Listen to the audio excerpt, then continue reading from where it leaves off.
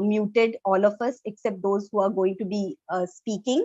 And to the speakers and the awardees, I would say, please keep your cameras on. And to those who would like to interact with us, please write your comments and questions in the chat box, and we'll come to you when the time comes for the question hour session, and let us not talk any time in between. And of course, there will be, you can raise your hands when we have the open window for discussion. So coming back to the Forum for Medical Ethics and the Indian Journal of Medical Ethics Awards. So I've been associated with the FMES and IJME since 2005. And since then, I've seen them actually helping the discourse on public health ethics, bioethics, medical ethics, research ethics, and I cannot think of a better entity for hosting these awards. And these awards are happening under the aegis of the 8th National Bioethics Conference, which was also hosted by the Center for Ethics, Yenepoya University, which is a deemed university. So now I invite first Dr. Sunita Bandewar here to tell us a little bit more about the awards. And so Dr. Sunita Bandewar, she's the Secretary General of the Forum for Medical Ethics Society, and generally the person who has been keeping all these events on track, and the background person to keep us all engaged. And so I'm very happy to invite her here. She's also she has a master's in bioethics from the University of Toronto, where she was also a senior research fellow. And she's also the core editorial team of the Indian Journal of Medical Ethics, and she heads the FMES newly established body, which is the Health Ethics and Law Institute, the HEAL Institute, very aptly named. So I invite Sunita to tell us a little bit more about the awards. Welcome, Sunita. Thank you, Amita, for that introduction. And I'm going to really take 2 minutes to just briefly talk about FMES. The Forum for Medical Ethics Society is, in fact, in 2022, we are commemorating its 30th year. And it's really a sort of, it cannot be a better occasion to have the second round of Ethics Award. As Amita said, we do have 3 platforms, and these are Indian Journal of Medical Ethics, that is IJME, which was established in early 90s. National Bioethics Conference, once again, Amita made reference to, and which was established in 2005, and HEAL Institute, which was established in 2018. Just briefly about how we got, how it was got conceived, and a little bit about genesis. So it was indeed way back in mid and late 1980s when the malpractices within regulatory bodies such as Maharashtra Council of India, and also within healthcare settings facing issues such as misuse and abuse of the then available diagnostic, all of you would know, such as amniocentesis for sex identification, medical negligence, and many other issues which breach the very foundation of medical ethics. It brought a few practicing clinicians in Mumbai together, and they started with a very small little study circle for discussing these issues. And eventually they felt the need for sustained long-term intervention to recognize, to respond and redress these issues. And it is against this backdrop, a small study circle was quickly transformed into a registered entity, which we call now FMES. Its overall goal has been to strive towards improving quality of healthcare and research in health and allied areas which comply with ethics standards. We are a multidisciplinary entity, both in terms of its work as well as membership base. It serves as a bridge between academia and advocacy initiatives informed by grassroots players, and all of you are, in a way, those important players on the ground. Their work, and also it is informed by the broader people's health movement. Collaborative approach to our work is one of the features, and over time we have expanded our work beyond medical ethics to engage with issues in bioethics as much more broadly conceived. Just a little bit about Ethics Award. As you know, numerous individuals and organizations have, with their dedication and collective efforts over the years, made ethics as part of the public discourse on health practices, research, and policy in India. And we also witness malpractices, as many of we kind of crib about what goes wrong within those spaces. And at present, there are insufficient avenues to recognize and honor individuals for their contribution to healthcare ethics and bioethics in India. And the reason that is the reason that FMES and IJME decided to institute a regular bioethics award that could encourage role models, and all of you belong to that space now as role models in the practice of ethics in healthcare. And before I close, I would like to mention that FMES, although aspired to institute such awards for since some time, it was possible due to Dr. Olinda Tim, and she's with us today, because of her interest and initiative to create ethics awards funds out of royalty, her own book in bioethics, published with the Elsevier publishing house, and the royalty it fetches. So we hope to sustain these important awards to recognize individuals and entities who uphold ethical practices and also uphold the professional integrity in your own spaces. Thank you, Amita, and I'm looking forward to listen to all the awardees and their acceptance speeches. Amita, back to you, please. Thank you. Thank you, Sunita. I would now like to invite Dr. Vijay Gopichandran to tell us a little bit about the Indian Journal of Medical Ethics. As you know, this has been one of the major activities of the Forum for Medical Ethics, and also has created a strong scholarship in this relatively new area of work that it was 30 years back. Dr. Vijay Gopichandran is a working editor at the Indian Journal of Medical Ethics. He has an MBBS from the Madras Medical College, Chennai, and also a Doctor of Medicine in Community Health from Christian Medical College, Vellore. He has also worked with the grassroots Rural Women's Social Education Center, which we know better as RUSEC, and he has pursued doctoral research in public health ethics at the SRM University. He was the Inspire Fellow from the Department of Science and Technology with Government of India. And his PhD was in a very relevant subject, that of trust in the doctor-patient relationship.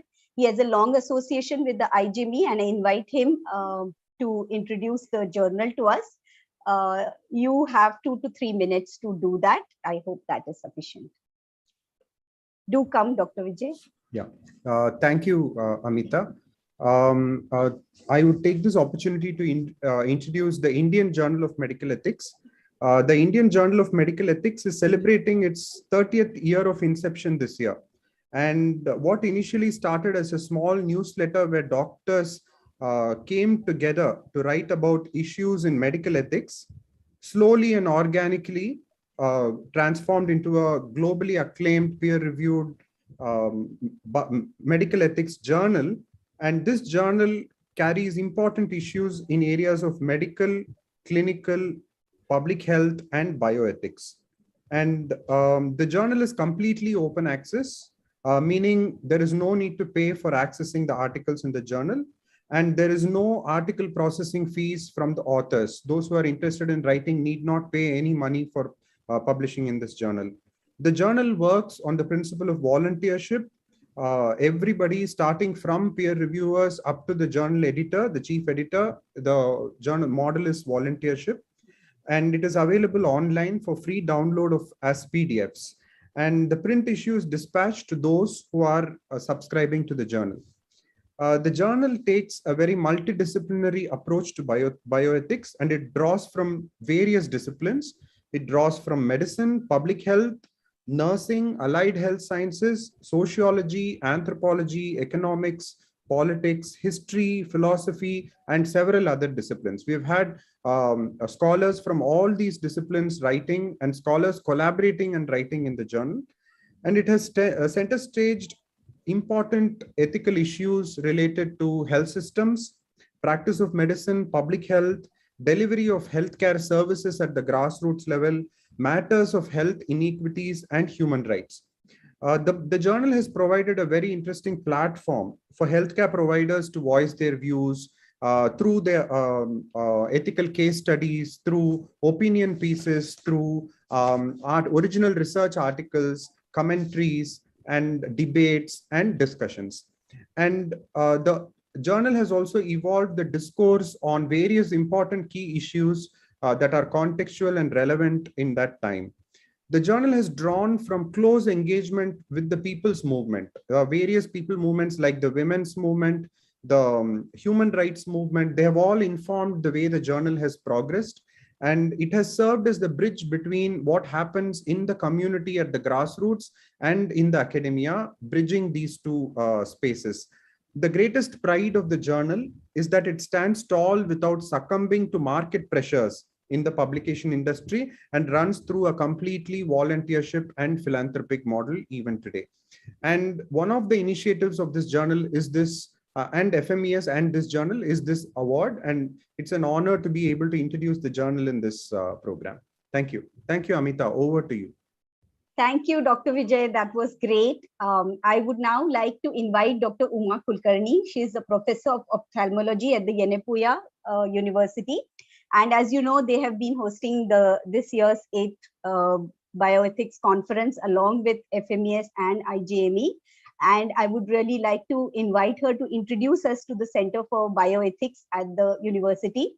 So she has a postgraduate diploma in bioethics and medical ethics, as well as another one in clinical ethics. And she has been a faculty with the Yenepoya University for over 17 years. And she has been spearheading research on bioethics at the university, and also together with the other core group members, keeping the scholarship on bioethics alive at the university. I welcome you, Dr. Uma Kulkarni, to talk about the Bioethics Center.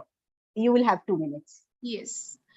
Thank you so much. I thank FMES, I thank IJME, and I thank Amita for inviting me here to introduce Center for Ethics in the next 2 minutes. The main aim of Center for Ethics has been to bring bioethics into the mainstream academics, healthcare, and research. So in 2011, Center for Ethics was established when Dr. Veena Vaswani came back to India after completing her MA in bioethics from the Erasmus Mundus program of Europe. This has got many, center has many firsts to its credit.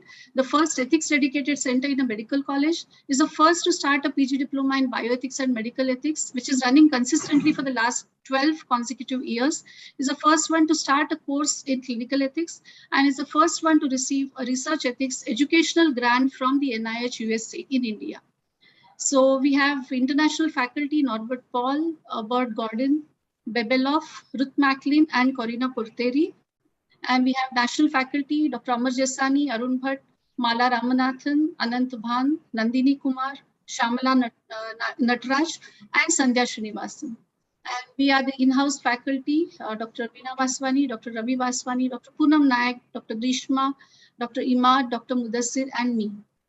And this is about the courses that we run. PhD Diploma, Bioethics and Medical Ethics has started in 2011.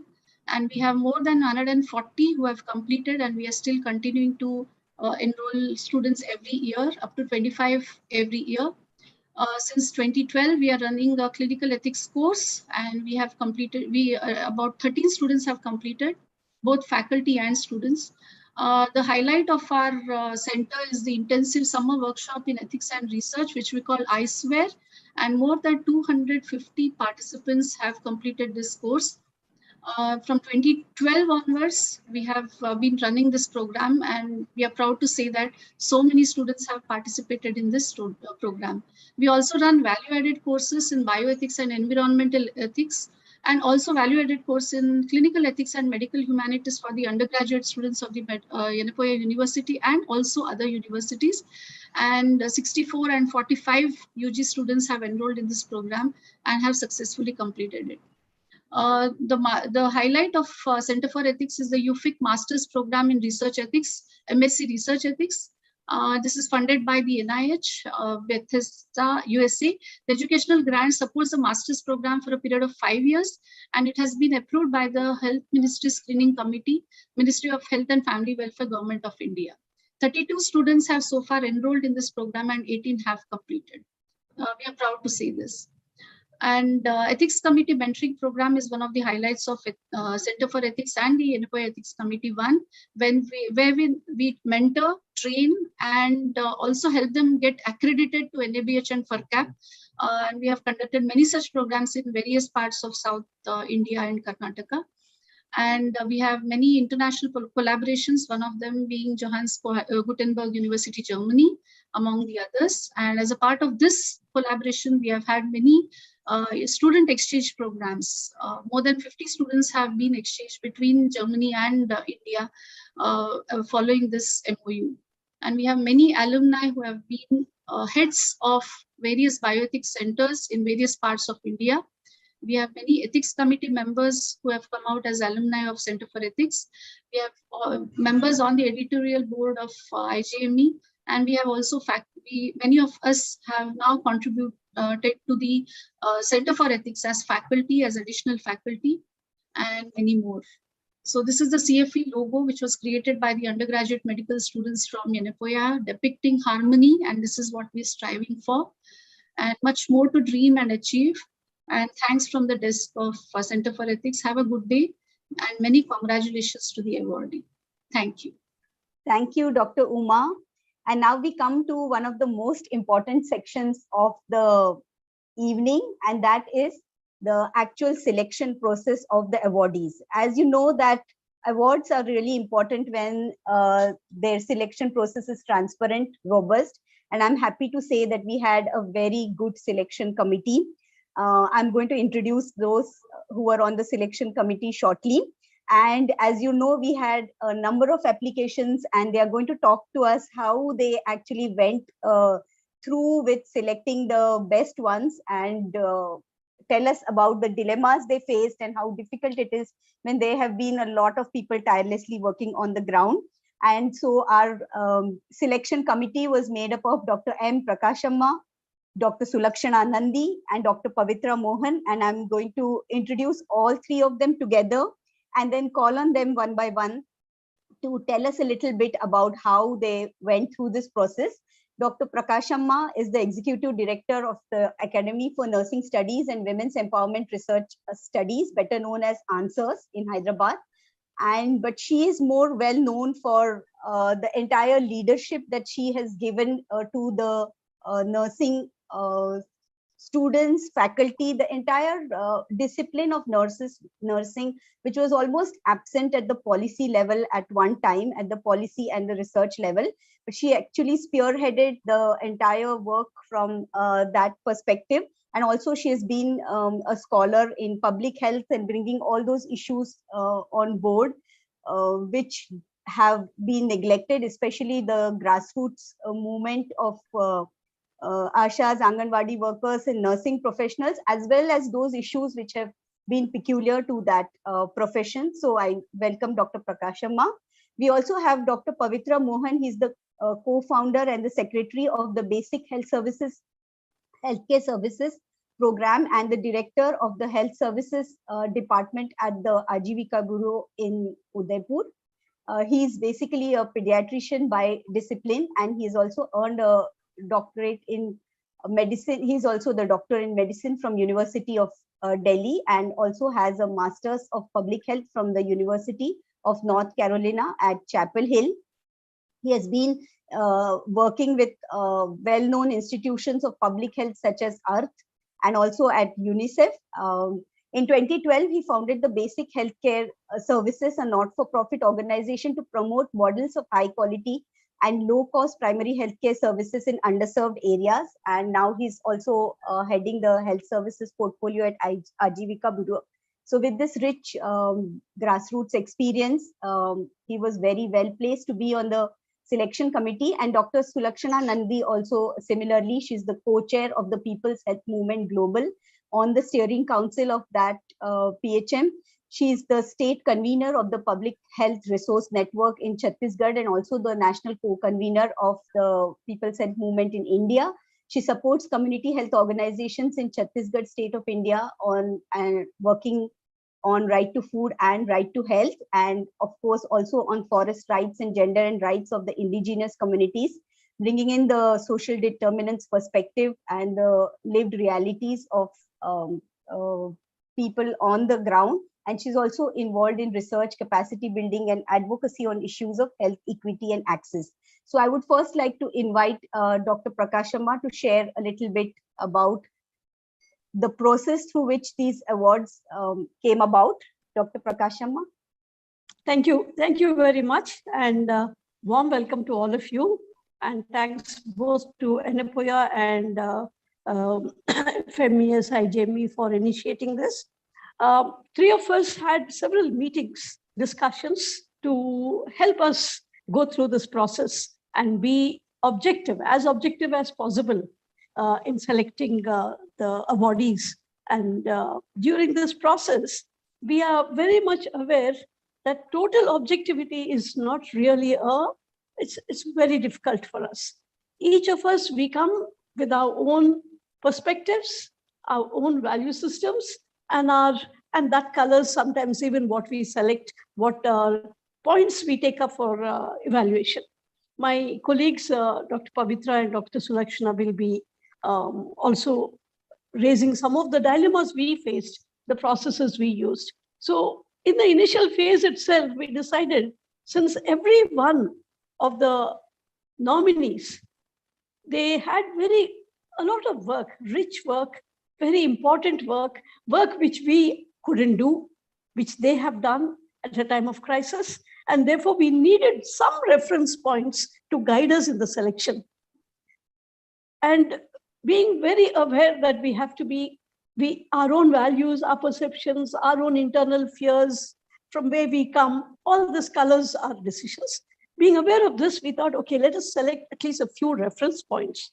So we took both normative, norm reference points and criteria reference points, and using those as kind of guiding, and using the overall ethical practices as the fundamental point through which we start selection, because that was already given. And we said, let us try to use the data that we have to make the selection. For example, we took some criteria reference points, and those were, the first point was the humaneness of the activity conducted by the individual or the organization. Humaneness means kind of the emotion that is required. At that point, what is valuable, what is the most important for humans, for human beings, what affects them, and what relief was provided. Death, dying, grieving, humanness in terms of highly underprivileged groups or highly vulnerable groups, those who are already very sick, very old. We looked at these as the humanness point. We looked also at the emergency service provided. At what point did they start? At what point in the context of the entire pandemic did this group or this individual work? And what type of extent that they covered, the extent in terms of geographical area, the groups that they helped, the beneficiaries, was it a large group? Was it like, disabled groups or displaced groups?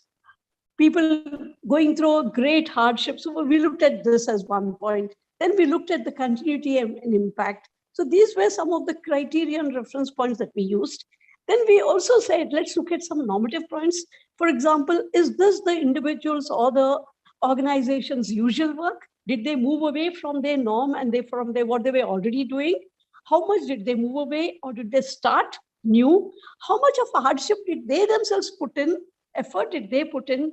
How much did they go out of their way to render the service? Out of their way means, was it their regular duty? If regular duty, did they do something extraordinarily out of the regular duty?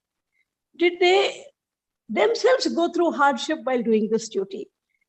What personal hardship, what commitment was there? So, I don't want to go into much detail, but my colleagues will be telling other aspects of the selection process.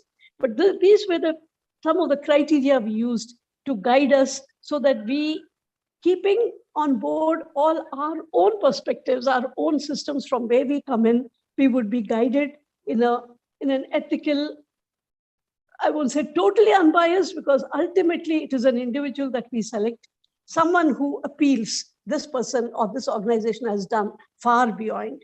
So this is what we have used as our reference points to make a selection. And we discussed, there were a lot of dilemmas back and forth, and I'm sure my friends will be telling a little bit more about that. Thank you very much. Over to you. Thank you so much. Dr. Pavitra Mohan. Thanks, Amita, and thanks, Prakasama, for so eloquently speaking about the process that we followed. But also, I think I would start by saying that it was, after all the criteria that we thought of, it was an extremely difficult proposition, because what we saw was quite amazing. I think I'm absolutely feel privileged to be a part of the group, surely because the kind of, otherwise I would have missed on so many stories of such courage and such,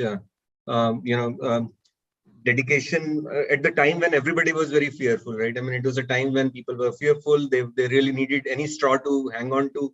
There were such stories of desperation and misery. And within that, there were people, individuals and organizations that were out there, they were not fearful of their own lives and deaths and of their own family members, but they went absolutely out of the way to help those who really needed it. I mean, several stories, and you would hear them in the citation.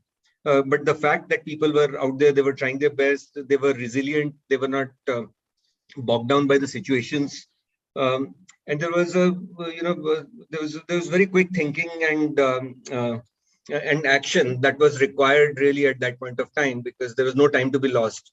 The whole humaneness that Prakasama talked about, of really feeling connected to others, right? I mean, they were not only bothered about themselves, but they were, for example, there were stories of girls with who'd been sexually assaulted, and there was complete lockdown. You could not go to the courts, and in such situations, really, when everything was closed, going out and assisting them in every which way that was possible, while maintaining the highest kind of ethical conduct. So all of it was really heartwarming. Despite the criteria, we did find it difficult, and thanks to the quiet presence of Sunita and the help of Sharanya and Mahendra, who would keep coming back silently to us and say that, do you want to take another look? And all of that really helped us, and also sending us all those printed long application formats of everyone, which we scanned through, discussed, again, slept over them, and finally came out with something which is really great. But also for those who did not make it to the top 6, I would say that there were all extremely valuable work and contribution people did, and therefore it was a difficult choice, but glad that we were able to converge on some that we could share today. Thank you. Would you like to add to this, Sulakshana? Yeah, thanks. I'll just echo what Dr. Pavitra and Dr. Prakasama said. I mean, I think I also really feel privileged that I was part of going through all these narratives and these stories. And I think one of the important things was also to, I mean, there's so much of discrimination happening, so much of stigma. And I think that was also, I mean, this whole aspect of humanity and, really trying to respond to and trying to sort of address the kind of stigma and discrimination in society, within, with communities.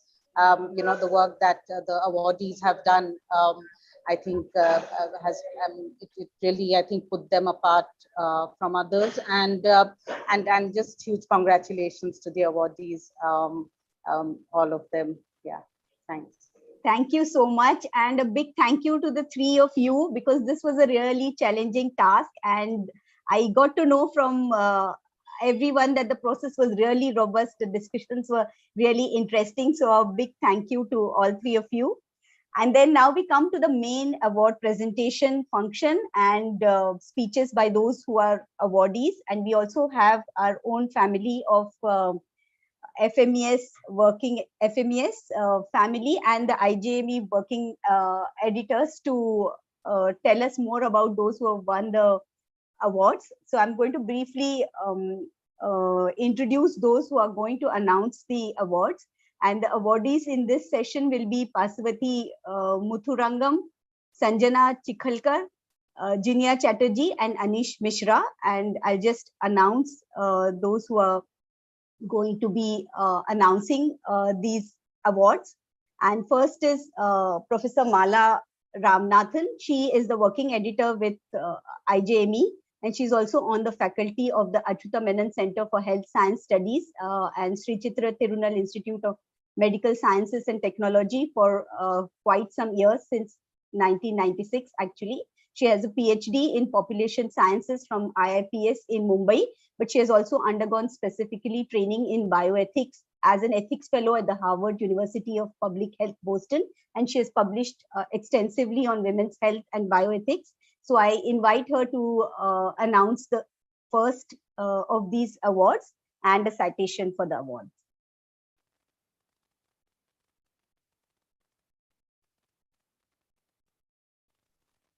Over to you. Mala, Thank you very much, Amita. And good afternoon to all people who have come here. And it's an honor to actually be here reading out the citation for the category 1, that is Ashas and ANMs, who've been on the forefront of, the pandemic response in this part in the past 2 years. And it's an honor to read the citation for Ms. Pasavati Muthurangam. Ms. Pasavati Muthurangam was born in Vallur, Chennai, in a middle-class family. After completing her standard 10, she joined service as an Anganwadi worker in Koranjur Reddy Palayam in 1983.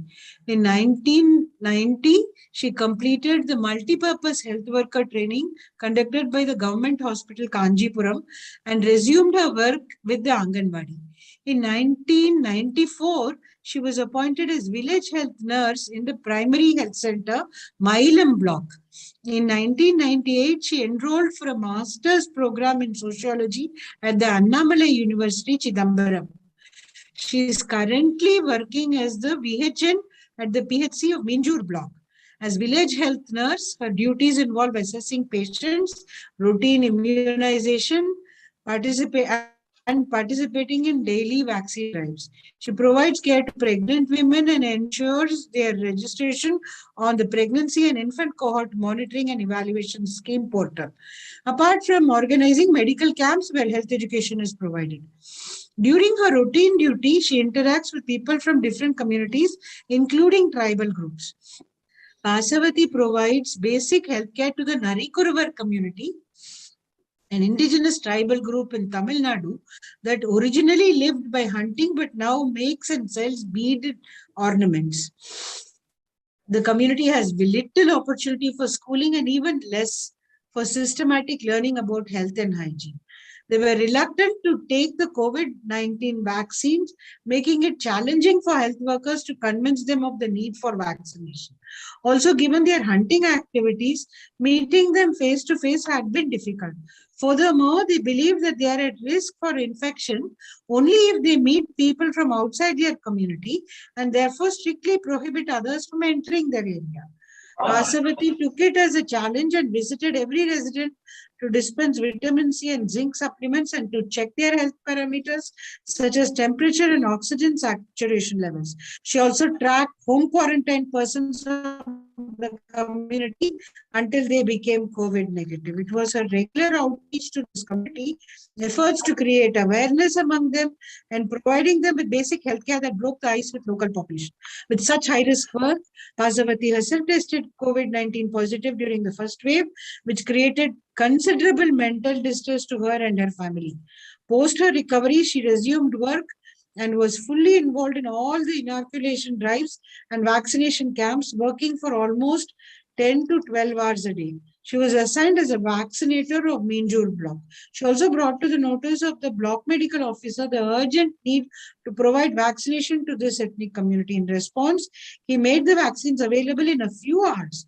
Due to Pasavati's persistence and determination, the indigenous community finally got vaccinated in the early morning hours as requested by them before they set out to work. Pasavati's work extended well beyond the regular basic health services by helping improve the living conditions of the Narikuruvar community in several ways. In one such instance, Pasavati convinced some of the community members who would involve their children in begging at railway stations and markets to avoid the activity and to keep the children safe from exposure on the streets. The headmaster and the junior assistant of the local higher secondary school actively supported our efforts to ensure provision of education, infrastructure, personal grooming, clothing, etc. to the children of the community. Many others heard of their work by word of mouth and came forward to extend help. Pasavati recommends that we should follow the principle of non-discrimination against all and also accept accountability for one's actions. Her future plan is to facilitate awareness of current biomedical problems and solutions to this community. We are honored to announce Ms. Pasavati Muthurangam as the awardee of the FMES-IJME Ethics Award 2020-21 in Category 1, Ashas and ANMs, for her outstanding contribution to ethical practice and improved access to healthcare for the marginalized during COVID-19 pandemic. Thank you so much, Mala. I think those of us co-hosts who can unmute ourselves, we should give a big hand to Pasavati. Can we do that? And others can actually show the hand clap signal over here. Yes, wonderful. Now I'm going to invite Pasavati to come and share with us a little bit of how her life journey has been, especially her work during the COVID times. I would request her to spend about 6-7 minutes on this.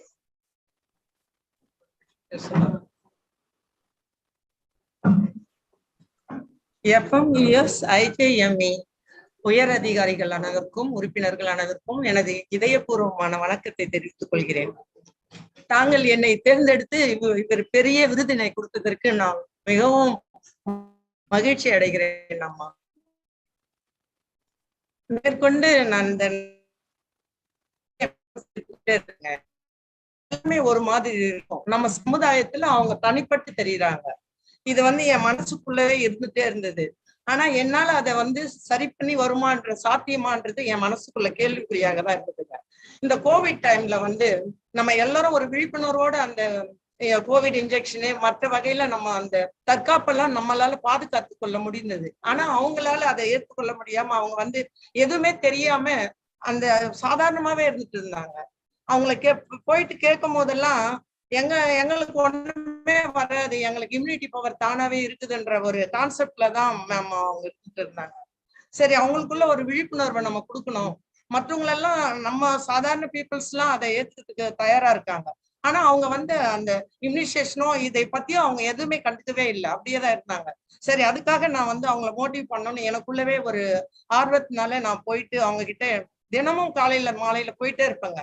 போய் பேசுவேன் அவங்க கிட்ட. ஆனா ஒரு responsible இருக்காது. என்ன ஒரு மாதிரியா அவங்க பேச ஆரம்பிச்சாங்க. இருந்தாலும் நான் விடுவே இல்லைங்க. Stop sharing the citation. Okay, no problem.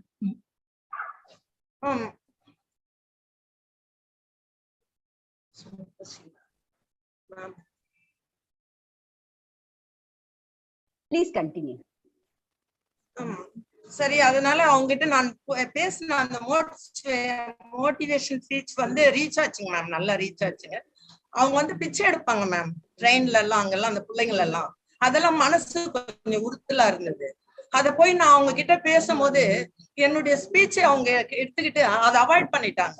அந்த பிள்ளைங்க பிச்சை எடுக்க வைக்கிறது ஒரு 2-3 பேர் அது மாதிரி ட்ரெயின்ல எல்லாம் பிச்சை எடுக்கணும்னு இருந்ததெல்லாம் அதெல்லாம் அவாய்ட் பண்ணிட்டு அவங்க அதை ஸ்டைலிங் மேம். அது எனக்கு ஃபர்ஸ்ட் அச்சீவ்மெண்ட். அவங்க பிச்சை எடுக்காம இருந்தது, அது எனக்கு ரொம்ப சாட்டிஸ்பேக்ஷனா இருந்ததுங்க மேம். அதுக்கப்புறமா எஜுகேஷன் கேட்டாங்க. அவங்க எஜுகேஷன் கேட்டாங்க. அப்போ நான் ஸ்கூல் HM சார் அவங்க ஒரு டீம் மோட்டிவேஷனா இருப்பாங்க. அவங்கள போய் அணுகுனேன். நம்ம கொடுக்கலாம் எஜுகேஷன் அவங்க இருக்கிறதுனால சொல்லிட்டு ஈவினிங்னா நாங்க டியூஷன் சொல்லி கொடுத்தோங்க மேம். அதே மாதிரி இம்யூனைசேஷன் அவங்களுக்கு இதெல்லாம் அப்புறம் தான் இம்யூனைசேஷன் கிட்டவே மூவ் பண்ண ஆரம்பிச்சாங்க. அப்ப எங்க பிளாக் மெடிக்கல் ஆபீசர் அணுகுனேன். சார் இது மாதிரி இருக்குன்னு. அவர் ரொம்ப சந்தோஷப்பட்டு உடனே வெஹிக்கல்லாம் ரெடி பண்ணி நைட் டியூட்டி டாக்டரையும் ரெடி பண்ணி ஒரு டீமோட அங்க அனுப்பி வச்சாருங்க. இதுக்குள்ள ஸ்கூல் டீம்ல சொல்லும் போது HM சாரு அந்த குரூப் நாங்க இருக்கோங்க மேம். அவங்க எல்லாம் சேர்ந்து உடனே லஞ்சு முதற்கொண்டு ரெடி பண்ணி ஏர்லி மார்னிங் போயிட்டு அங்கேயே பிரெட் கொடுத்து தூக்கத்துல இருந்து அவங்களை எழுப்பி பிரெட் காஃபி கொடுத்து அவங்களுக்கு கோவிட் இன்ஜெக்ஷன் போட்டு உடனே லஞ்சு எப்படிதான் ரெடி பண்ணாருன்னே தெரியாது மதுசூதனன் சார். உடனே பின்னாடியே லஞ்ச் வந்துச்சுங்க கொடுத்து நாங்க ரொம்ப ஹாப்பி மேம். அது பெரிய அச்சீவ்மெண்ட் பண்ணோம். இப்ப எனக்கு ஒரே ஒரு ஆசை, அவங்க வந்து அடிப்படை வசதியே இல்லாம இருக்காங்க. அவங்க பாத்தீங்கன்னா ஒரு மழையும் சரி காடும் சரி, அவங்க அந்த அனிமல்ஸா கூடவே அவங்க ஒரு அனிமல்ஸ் மாதிரி தான் அவங்களுடைய லைஃப் போயிட்டு இருக்குதுங்க. அவங்கள வந்து டோட்டலா சேஞ்ச் பண்ணி அவங்களுக்கு ஒரு அடிப்படை வாழ்க்கை வசதியை ஏற்படுத்தி கொடுக்கணும். அது உங்க மூலம் நான் ஒரு கோரிக்கையா அந்த கவர்மெண்ட் வைக்கிறேங்க மேம். அதே நேரம் என்னுடைய ஹெல்த் டிபார்ட்மெண்ட்ல வந்து பாத்தீங்கன்னா ஐரிஸ்க் மதர்ஸ் நிறைய வராங்க. அந்த ஆரம்பத்துல பாத்தீங்கன்னா 100 ஐரிஸ்க் மதர்னா அதுல வந்து நார்மல் டெலிவரி 75% ஆகும். 25% தான் LSCS அது மாதிரி ஐரிஸ்க்ல முடியுங்க. இன்னைக்கு பார்த்தா நாங்க ஏன் ரிஜிஸ்ட்ரேஷன் பண்ணும் போது 100%ல 99% ஐரிஸ்க் மதரே இருக்காங்க மேம். இதுக்காக நீங்க வந்து ஹெல்த் ஆர்கனைஸ்ல ஏதாவது இதுக்கு என்ன பண்ணலான்றத வந்து கொஞ்சம் பாத்தீங்கன்னா ரொம்ப நல்லா இருக்குங்க மேம். இது என்னுடைய தாழ்மையான வேண்டுகோள். ஐரிஸ்க் மதர் இல்லாத உலகத்தை வேர்ல்ட உருவாக்கணும். அதே நேரம் அந்த நரிக்குறவரும் வந்து நம்மளில் ஒருவரா அவர்களில் நாம இருக்கிற மாதிரி சமநிலையா அவங்க வரணும்னு நான் ரொம்ப ஆசைப்படுறேங்க மேம். இதே நேரம் இந்த அவார்டு எல்லாம் நீங்க கொடுத்து என்னுடைய VHN கேட்டகரியை நீங்க என்ன மட்டும் பெருமைப்படுத்தலைங்க மேம். என்னுடைய VHN கேட்டகரி பெருமைப்படுத்தி நான் என்னுடைய HOD DD sir, DMCHO ma'am, CHN ma'am, எங்கள் மெடிக்கல் ஆபீசர் முதற்கொண்டு எங்க பிளாக் மெடிக்கல் ஆபீசர் முதற்கொண்டும் என்னுடைய ஜனங்க என்னுடைய பொதுமக்கள் அனைவரும் எங்க ஊர் தலைவர் எல்லாமே எனக்காக வந்து ரொம்ப ஹெல்பிங் மேம். எல்லாருமே பப்ளிக் எல்லாருமே நீங்க கொடுத்த அவார்டுக்காக ரொம்ப சந்தோஷப்படுறாங்க. எங்க மீஞ்சூர் மக்களும் சரி, எங்க டிஸ்ட்ரிக்ட்ல இருந்து எங்க ஆபீசர்ஸும் சரி, எல்லாருமே ரொம்ப சந்தோஷப்படுறாங்க மேம். இந்த நேரத்துல இந்த மகிழ்ச்சியை வந்து எப்படி தெரிவிக்கிறதுன்னு எனக்கு சொல்ல வார்த்தை இல்லை. என்ன சொல்றதுன்னு தெரியலைங்க மேம். இதே மாதிரி நீங்க ஊக்குவிக்கணும். எங்க பிளாக்ல நிறைய பேரை நீங்க பார்த்து ஊக்குவிச்சு இதே அவார்டு இனி வருங்காலத்துல நீங்க கொடுக்கணுங்க மேம். இது மாதிரி நீங்க தேர்ந்தெடுத்து எங்களை மகிழ்ச்சி கடலில் ஆழ்த்ததுக்காக ரொம்ப நன்றி. Thank you so much ma'am. Thank you, Pasavati Chechi, for that wonderful talk. And your emotions were telling us the story apart from what we were reading in the chat itself. So thank you so much for your service to the community. And we are blessed to have people like you around. This crisis would not have gone better without people like you. And even then, we know that there have been many tragedies, but you all have been the oasis in between. So thank you so much. I'm going to invite another one from the FMES family, Dr. Olinda Timms, to announce the next award. And Dr. Olinda Timms is the Adjunct Associate Professor in the Department of Health and Humanities at the St. John's Research Institute, Bangalore. And as Sunita mentioned, she's the author of Biomedical Ethics, which has been she has edited it and it was published by Elsevier, and this was instrumental in mooting this award with the IJME and FMES family, and that is what made it happen. She's also the working editor of the Indian Journal of Medical Ethics. She currently serves as the chairperson of the Institution Ethics Committee of the St. Martha's Hospital in Bangalore and the Bangalore Baptist Hospital. I invite Dr. Olinda Timms to announce the next two awards.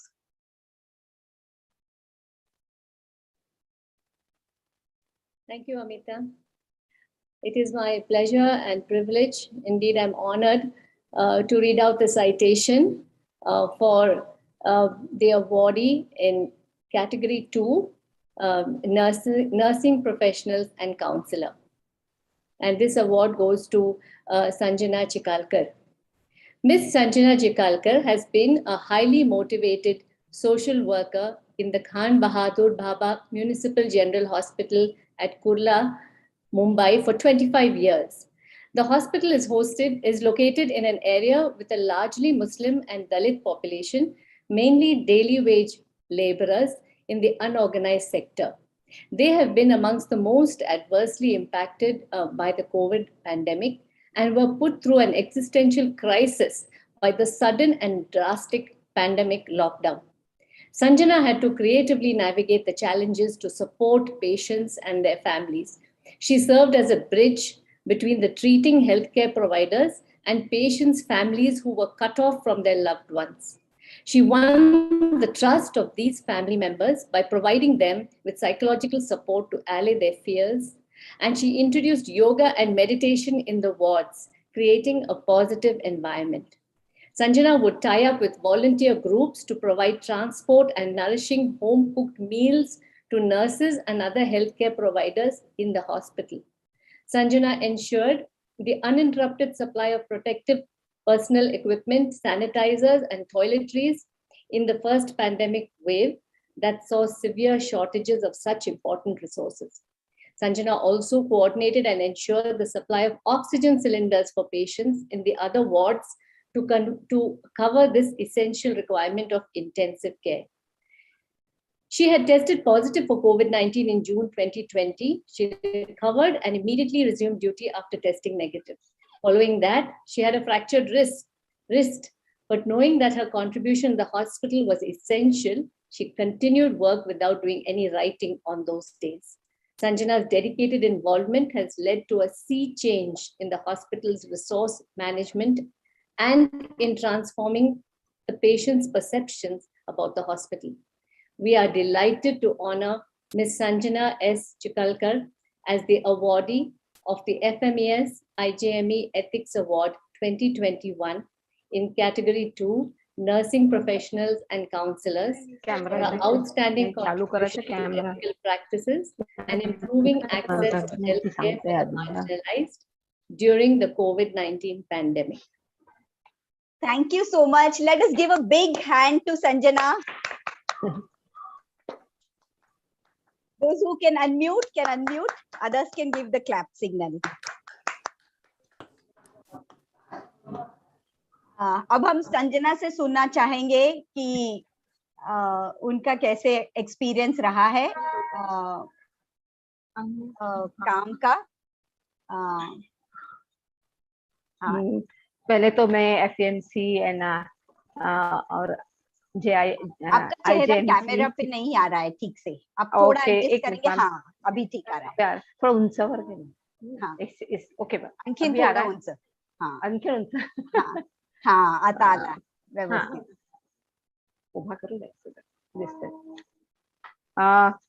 सबसे पहले मैं FMC and IJMC का बहुत बहुत धन्यवाद बोलती हूँ। मुझे इस अवार्ड के लिए चुना गया है और बहुत ग्रेट फील कर रही हूँ। मैं अपने आप को बहुत अभी तक बहुत छोटा समझती थी, लेकिन आज ऐसा लगता है सच में मैं बहुत काम करती हूँ और ये मुझे FMC ने बता दिया है और सेहत ने मुझे इसके लिए रिकमेंडेशन दिया है। इसलिए मैं पहले सेहत का भी बहुत बहुत धन्यवाद करना चाहूंगी। यहाँ पे पेंडेमिक के बारे में अगर मैं बोलती हूँ तो एकदम शुरू से बात करेंगे हम, तो जब हमको पता भी नहीं था कि इसमें क्या चाहिए, हमको कौन से साधन लगेंगे, यहाँ से हमारी शुरुआत हुई थी। और साधनों में भी जैसे मार्च 22, 2019 को कोविड आया है और उसमें हॉस्पिटल ने थोड़ा सा अपना जस्ट इंफॉर्मेशन मिली थी तो हमने थोड़ी सी तैयारी की थी, जिसमें जो सारे साधन थे वो हमारे ही थे, हमारे इन द सेंस हॉस्पिटल के ही थे। और लेकिन इससे हमको पता नहीं था कि और क्या क्या चीजें हमको लगेगी। और आप तो समझते हैं कि ब्यूरोक्रेसी में काम करते समय और गवर्नमेंट सेक्टर में काम करते समय साधनों का व्यापन करना, जमाना, ये बहुत बड़ा चैलेंज था हमारे लिए सबसे पहले।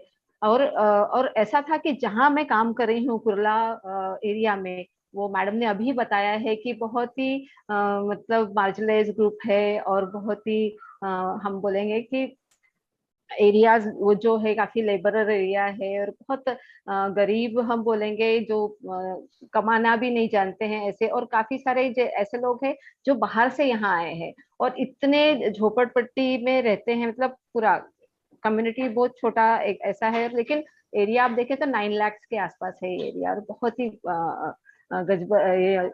गर्दी वाला जैसे हम बोलेंगे ऐसा इस तरह से एरिया है। तो पेशेंट का आना इतना फास्ट हुआ हमारे लिए कि हम लोगों को साधनों का इकट्ठा करने के लिए भी हमें ये नहीं मिला। बाद में जो ये बोलेंगे कि कोविड में जो बजट वगैरह जो आया वो बहुत बात की बात थी, लेकिन मार्च में हमको इतना ज्यादा इस चीज का दुख उठाना पड़ा कि हमारे पास साधन बिल्कुल भी नहीं थे। उसमें मेरे लिए ये बहुत बड़ा चैलेंज था, क्योंकि सोशल वर्कर ने ये करना है, सोशल वर्कर ने वो करना है। आप समझते हैं कि किस तरह से गवर्नमेंट हॉस्पिटल्स में ऐसा होता है कि सारी चीजें इस पे होती है। फिर भी ये एक चैलेंज लेते हुए मैंने काफी सारे जो लोग थे, 25 साल में काफी सारे हमारे संपर्क में लोग आ चुके थे, काफी सारे एनजीओ थे। अगर आप बोलेंगे तो पॉलिटिकल पार्टीज बोल सकते हैं, या फिर एनजीओ बोल सकते हैं, पर्सनल जो वॉलंटियर्स होते हैं, पर्सनल डोनर्स जो होते हैं, धर्मदाय आयुक्त जो होते हैं, ऐसे लोगों को मैंने सबको इकट्ठा करना शुरू किया, या फिर सबको कांटेक्ट किए हम लोगों ने। और कांटेक्ट के समय सबसे पहले हमको यूनाइटेड वे करके एक बहुत बड़ी CSR के संस्था है, उनके मोहन जी मुझसे मिले। वो हमारे सर से मिलने के बाद उन्होंने बोला कि नहीं, आप संजना को मिलिए, इसके बारे में वही आपको ठीक से बता सकती है हमें क्या चाहिए। उन्होंने इतना अच्छा सर्वे किया, थैंक्स टू यूनाइटेड वे और थैंक्स टू डॉक्टर पिंपड़े, उन्होंने मुझ पर भरोसा किया। और ये सारी साधन सामग्री जमाना, तो सारी चीजें बहुत लेट आना शुरू हुई थी। पेशेंट बहुत ज्यादा थे और पेशेंट को ये भी पता नहीं था कि हाँ कोविड क्या है। हम लोगों ने जो इंतजाम किया था कि उनको एक जगह रखने के लिए, तो हम लोगों ने कुछ कांच के दरवाजे बनाए हुए थे उनको क्वारंटाइन करने के लिए। तो उनको क्वारंटाइन क्यों किया गया है ये भी पेशेंट को या फिर उनके फैमिलीज को पता नहीं था। एक रात में तो ऐसा हुआ, मैं किस्सा जरूर बताना चाहूंगी आपको, कि सारे पेशेंट ने उठकर वो दरवाजा इस तरह से ढकेला है, इस तरह से ढकेला है कि उन्होंने वो कांच तोड़ दी थी। और फिर उनको ये बात समझाना कि आपको हम लोगों ने क्वारंटाइन क्यों किया है, ये मेरे लिए बहुत बड़ा चैलेंज था। और मैंने उस समय पीपी किट पहन के अंदर जाके पेशेंट से बात की कि आप लोगों को क्यों इस तरह से रखा हुआ है, क्योंकि आपके घर वालों को, हमको या डॉक्टर्स को आपकी सारी तकलीफें हम देख रहे हैं और हम समझ सकते हैं, क्योंकि इसके बारे में किसी को भी पता नहीं है। ये साथ में रहने से ये बीमारी हो सकती है, इसलिए आपको क्वारंटाइन किया और आप बाकी बीमारियों जैसा ही इसको लीजिए। इसको ये मत समझिए कि हमको अलग रखा गया है, नहीं हमको कुछ होने वाला है। ये समझाना बहुत बहुत बहुत मुश्किल था हमारे लिए, बहुत मतलब बहुत ही मुश्किल था। और ये भी दूसरा एक चैलेंज था कि उनको कैसे समझाए, अंदर के पेशेंट को समझाना और परिवार को समझाना, ये भी बहुत बड़ा चैलेंज था, परिवार वालों को समझना। फिर उनका थोड़ा सा ऐसा ही होता था कि नहीं हम लोग ये बस्ती से है, इसलिए ये गवर्नमेंट हॉस्पिटल कुछ नहीं कर पाएगा। तो उनको ये भी बताना जरूरी था कि गवर्नमेंट हॉस्पिटल में जो प्रैक्टिसेस है वो आपके लिए बहुत अच्छी है और इसमें आपको किसी भी तरीके का डर नहीं है, आप ठीक हो सकते हैं, आप नेगेटिव होने के बाद हम आपको छोड़ देंगे। इस तरह से एक मैं किस्सा जरूर सुनाना चाहूंगी कि एक इंस्पेक्टर थे हमारे, वो 5 बार पॉजिटिव आए। उन्होंने मुझे बोला मैडम कुछ करो, मुझे अभी नहीं रहना है, बहुत बहुत हो गया है ये, अभी मुझे आप कुछ भी करो, चाहिए तो मुझसे ना डोनेशन ले लो और मुझे छोड़ दो। तो मैंने कहा ऐसा नहीं है, आप जब तक ठीक नहीं होते तब तक हम आपको छोड़ नहीं सकते। लेकिन उन्होंने एक बात बहुत अच्छी की कि मैडम आप पीपीई किट पहनकर अंदर आते हैं, तो उन्होंने हॉस्पिटल के अंदर जहां वो क्वारंटाइन थे बाकी लोगों की मदद करना शुरू कर दिया था। ये मेरे लिए बहुत अच्छी बात थी उनकी, और उनको भी मैं अभी भी धन्यवाद दूंगी। उनको पता भी नहीं है कि मुझे इस तरह का अवार्ड मिला है करके, तो उनको मैं जरूर फोन करके, उन्होंने अपना नंबर दिया है मुझे बाहर निकलते समय। और दूसरा ये था कि पेशेंट के लिए अभी आते थे पेशेंट, तो उनके पास कुछ भी नहीं होता था, कुछ भी नहीं, मतलब वो कुरला में आप देखिए इकोनॉमिकल प्रॉब्लम से, साइकोलॉजिकल प्रॉब्लम से, सोशल प्रॉब्लम से, बहुत सारी चीजें हैं। तो एक तो था कि पेशेंट क्वारंटाइन होने के बाद उनको उनका खुद का पर्सनल किट देना मुझे बहुत अच्छा लगता है, मतलब पसंद था, और मैंने ये चीज सर के सामने रखी। और फिर कुछ डोनर्स को मैंने बोला कि पेशेंट के पास कुछ भी नहीं होता है पर्सनल, वो एक दूसरे का सामान लेते हैं, ये करते हैं, तो क्यों ना हम एक हेल्थ किट बनवाए। तो उसमें एक फेस टॉवेल था, एक बाथ टॉवेल था, टूथपेस्ट, टूथब्रश, देन कोम, ऑयल, कपड़ा का सोप एंड नहाने का सोप, ये सब 5-6 चीजें हम लोगों ने किट में बनाई और बहुत अच्छे तरीके से पेशेंट को बताया है कि देखो आपको इसी चीज से आपको रखना है, क्योंकि आप घर की चीजें ला नहीं लेकर जा सकते, अंदर लेकर नहीं आ सकते और बाहर नहीं जा सकते। उसी तरह फिर बीच में एक ऐसा आया था कि ये लेना है आपको, स्टीम लेना है स्टीम के लिए, तो वो स्टीम के कप किस तरह यूज करना है उनको, ये हमने बताया, क्योंकि गर्म पानी पीना है। ये जो बाहर बाकी चीजें बोल रहे थे लोग, मेडिसिन तो हम लोग सिम्टोमेटिक कर रहे थे, मेडिसिन जो थी वो सिम्टोमेटिक थी, खांसी है तो खांसी का दवा दिया, ये है तो वो दिया जाए, लेकिन बाकी की जो चीजें थी, स्टीम लो, खाना अच्छा खाओ, अच्छा डाइट रखो, इस तरह के लिए। तो हमारे हॉस्पिटल में तो डाइट के लिए कोई कमी नहीं थी। हम लोगों ने बहुत सामान इकट्ठा किया, सिर्फ पेशेंट ही नहीं, डॉक्टर्स के लिए भी बहुत सारे चैलेंज थे। उनको एक बार 8 घंटा अंदर जाने के बाद में उसी किट में रहना है, उसी उधर ही उनको खाना लेना है। तो और क्या होता था कि काफी लंबा से लोग आ रहे थे, मतलब डॉक्टर्स भी काफी लंबे रहने वाले थे, और काफी सारे नर्सेस थी, वो जो भी बदलापुर, देन अमरनाथ, ये बहुत लंबी लंबी एरिया है मुंबई में, जो कुर्ला आने के लिए काफी प्रॉब्लमेटिक थी। उस समय उनका रहने का साधन, क्योंकि हमको सेवा देनी है, पेशेंट को सेवा देनी है, कोविड में काम करना है, काफी बड़ा चैलेंज है, तो वो ग्रुप वर्क से नहीं होगा। ऐसा मैसेज हम रोज डॉक्टर्स को, नर्सेस को देते थे कि आपके वजह से ये लोग है और आपके वजह से ही हम लोग है। नहीं, आप अगर इस तरीके से सेवा दे रही हैं तो कहीं ना कहीं आप लोगों को पेशेंट का भी एक सेटिस्फेक्शन मिले, और अपने काम का भी सेटिस्फेक्शन मिले, क्योंकि ये हमारा काम है। ऐसी बातें रोज नहीं होती है, हम रोज पेशेंट देखते हैं, तो ये हमारे लिए बहुत स्पेशल चीज है। तो इस तरह से हम लोगों ने नर्सेस को वगैरह ट्रेनिंग दिया, देन किस तरह से किट पहननी है, किस तरह से डिस्क्लोज करना है, ये अलग से हम लोग ने हर, मतलब सिर्फ कुर्ला में नहीं, मेरे पास में काफी सारे हॉस्पिटल और भी थे, जैसे जम्बो कोविड सेंटर वगैरह होते, वहां पे जो एम्प्लॉयज लिए थे वो काफी सारे कॉन्ट्रैक्ट पे थे, और वो लोग बेचारे सेवा दे रहे थे, बहुत अच्छी तरह सेवा दे रहे थे। तो उनको उनकी जान संभाल कर किस तरह सेवा देनी है, इसके लिए भी हम लोग ने ट्रेनिंग पे बहुत ये किया। मेरे शायद मैंने काफी वीडियो भेजा है, उसमें आपको देखने मिलेंगे। वीडियो में बहुत सारी चीजें हैं जो मैंने लिखी नहीं है, और बहुत सारी चीजें मैं बोल रही हूँ, ये थोड़ी अलग हो सकती है, क्योंकि हम लोग खुद को एक्सप्रेस करते समय कुछ काफी सारे हमारे जहन में सोच आती रहती है। तो ये एक हम लोग ने ट्रेनिंग, तो जो जितने भी हमारे कॉन्ट्रैक्ट के वर्कर्स थे, फिर लेबर्स हो सकते हैं, आईएबआई हो सकती है, सुपर हो सकते हैं, सारे लोगों को हम लोग ने ट्रेनिंग दिया।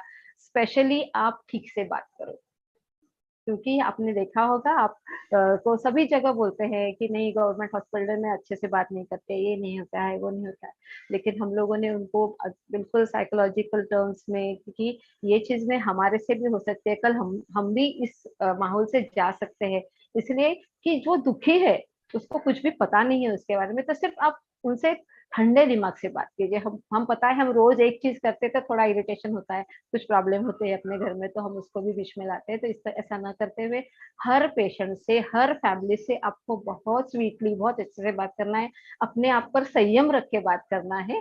तो ये हम लोगों ने उनको सिखाया था कि हाँ, यहाँ जाओ, वहां जाओ नहीं, आप उनको प्रॉपरली नंबर बताओ, या फिर अकम्पनी करो, उनको वहां लेकर जाओ, इस तरह से। और काफी बार हमको फैमिलीज को बहुत सपोर्ट करना पड़ा, क्योंकि फैमिलीज काफी एंग्शियस थी कि इस तरह हो रहा है, बंद करके रखते हैं, कुछ दे तो नहीं रहे हैं, 4 दिन हो गए, आज 5 दिन हो गए, आप हमारे पेशेंट को छोड़े नहीं है, क्योंकि पेंडेमिक के बारे में उनको पता ही नहीं था। तो इस तरह से हम लोगों ने उनको आपके पास 1 समझाने की मिनट है। कोशिश की। हाँ जी, हाँ जी। 1 मिनट है, वहाँ पे बहुत सारा बोलना है ma'am.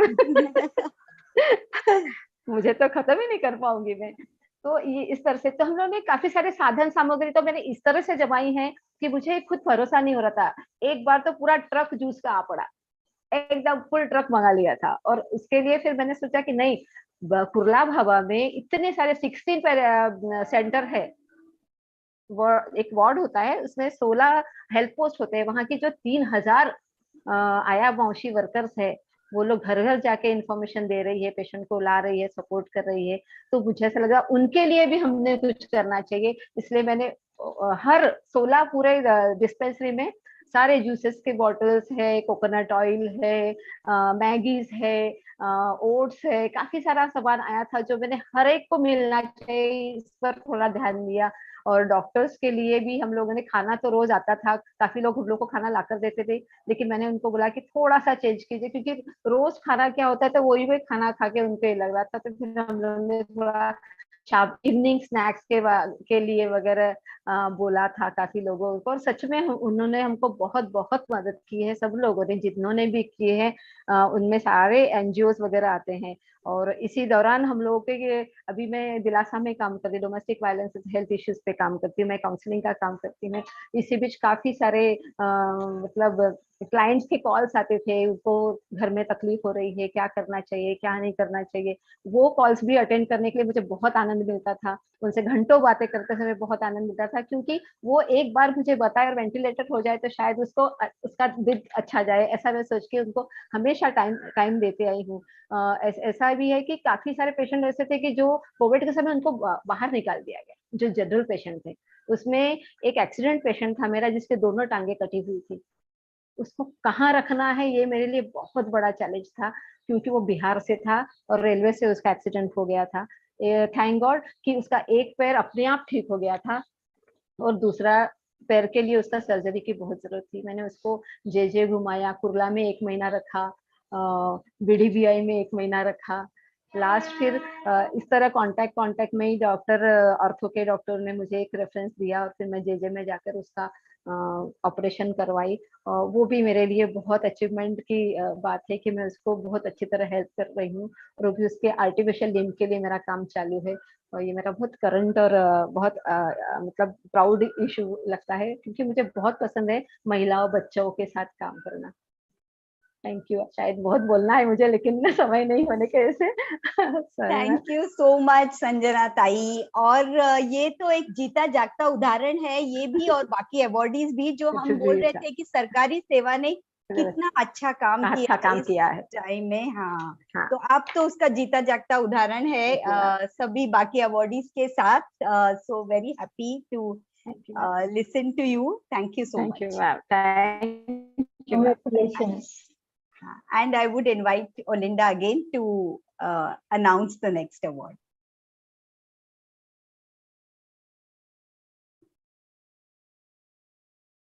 I'm honored to read out the citation for the awardee in category 3, which is the citizen groups formed during the pandemic.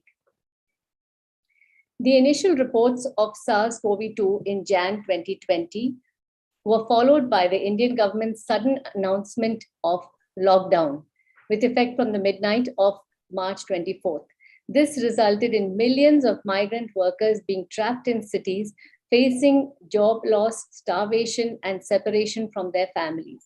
Lakhs of workers started walking or cycling back home to their distant villages, hundreds of kilometers away. Witnessing their suffering, a group of volunteers began an initiative called Stranded Workers Action Network, or SWAN. And they came together to set up zonal helplines to help meet the most basic needs of food and water for these migrants. These helplines connected callers in distress to the nearest individuals and organizations who reached out with food and water. By July 2020, more than 130 volunteers were working across multiple states, and SWAN had reached out to 36,000 workers. SWAN routed the distress calls to different zones across the country and allocated teams to assess workers' and migrants' needs. This required volunteers to be proficient in multiple languages. About 3,200 individuals required medical assistance, including pregnant and lactating women, and children and elders with epilepsy, cancer, and other chronic issues. SWAN is also engaged in writing about the crisis in the media, providing real-time data for advocacy and legal purposes. The organization has since launched a Swan Fellowship from Jan 2021, and it currently supports 8 migrant workers as fellows and provides them with a platform to voice their concerns to a larger audience. We are proud to announce SWAN as the awardee of the FMES-IJME Ethics Award 2021 in category 3, that is citizen groups formed during the pandemic, for their outstanding contribution to ethical practices and improving access to healthcare for the marginalized during COVID-19 pandemic. Thank you. Let's give them a big hand. Super congratulations to you. and we invite you to come and share your thoughts with us. Hello everyone, good evening, namaste. I am Jeenia Chatterjee and I feel very, very honored and blessed to be here as a representative of the Stranded Workers Action Network today.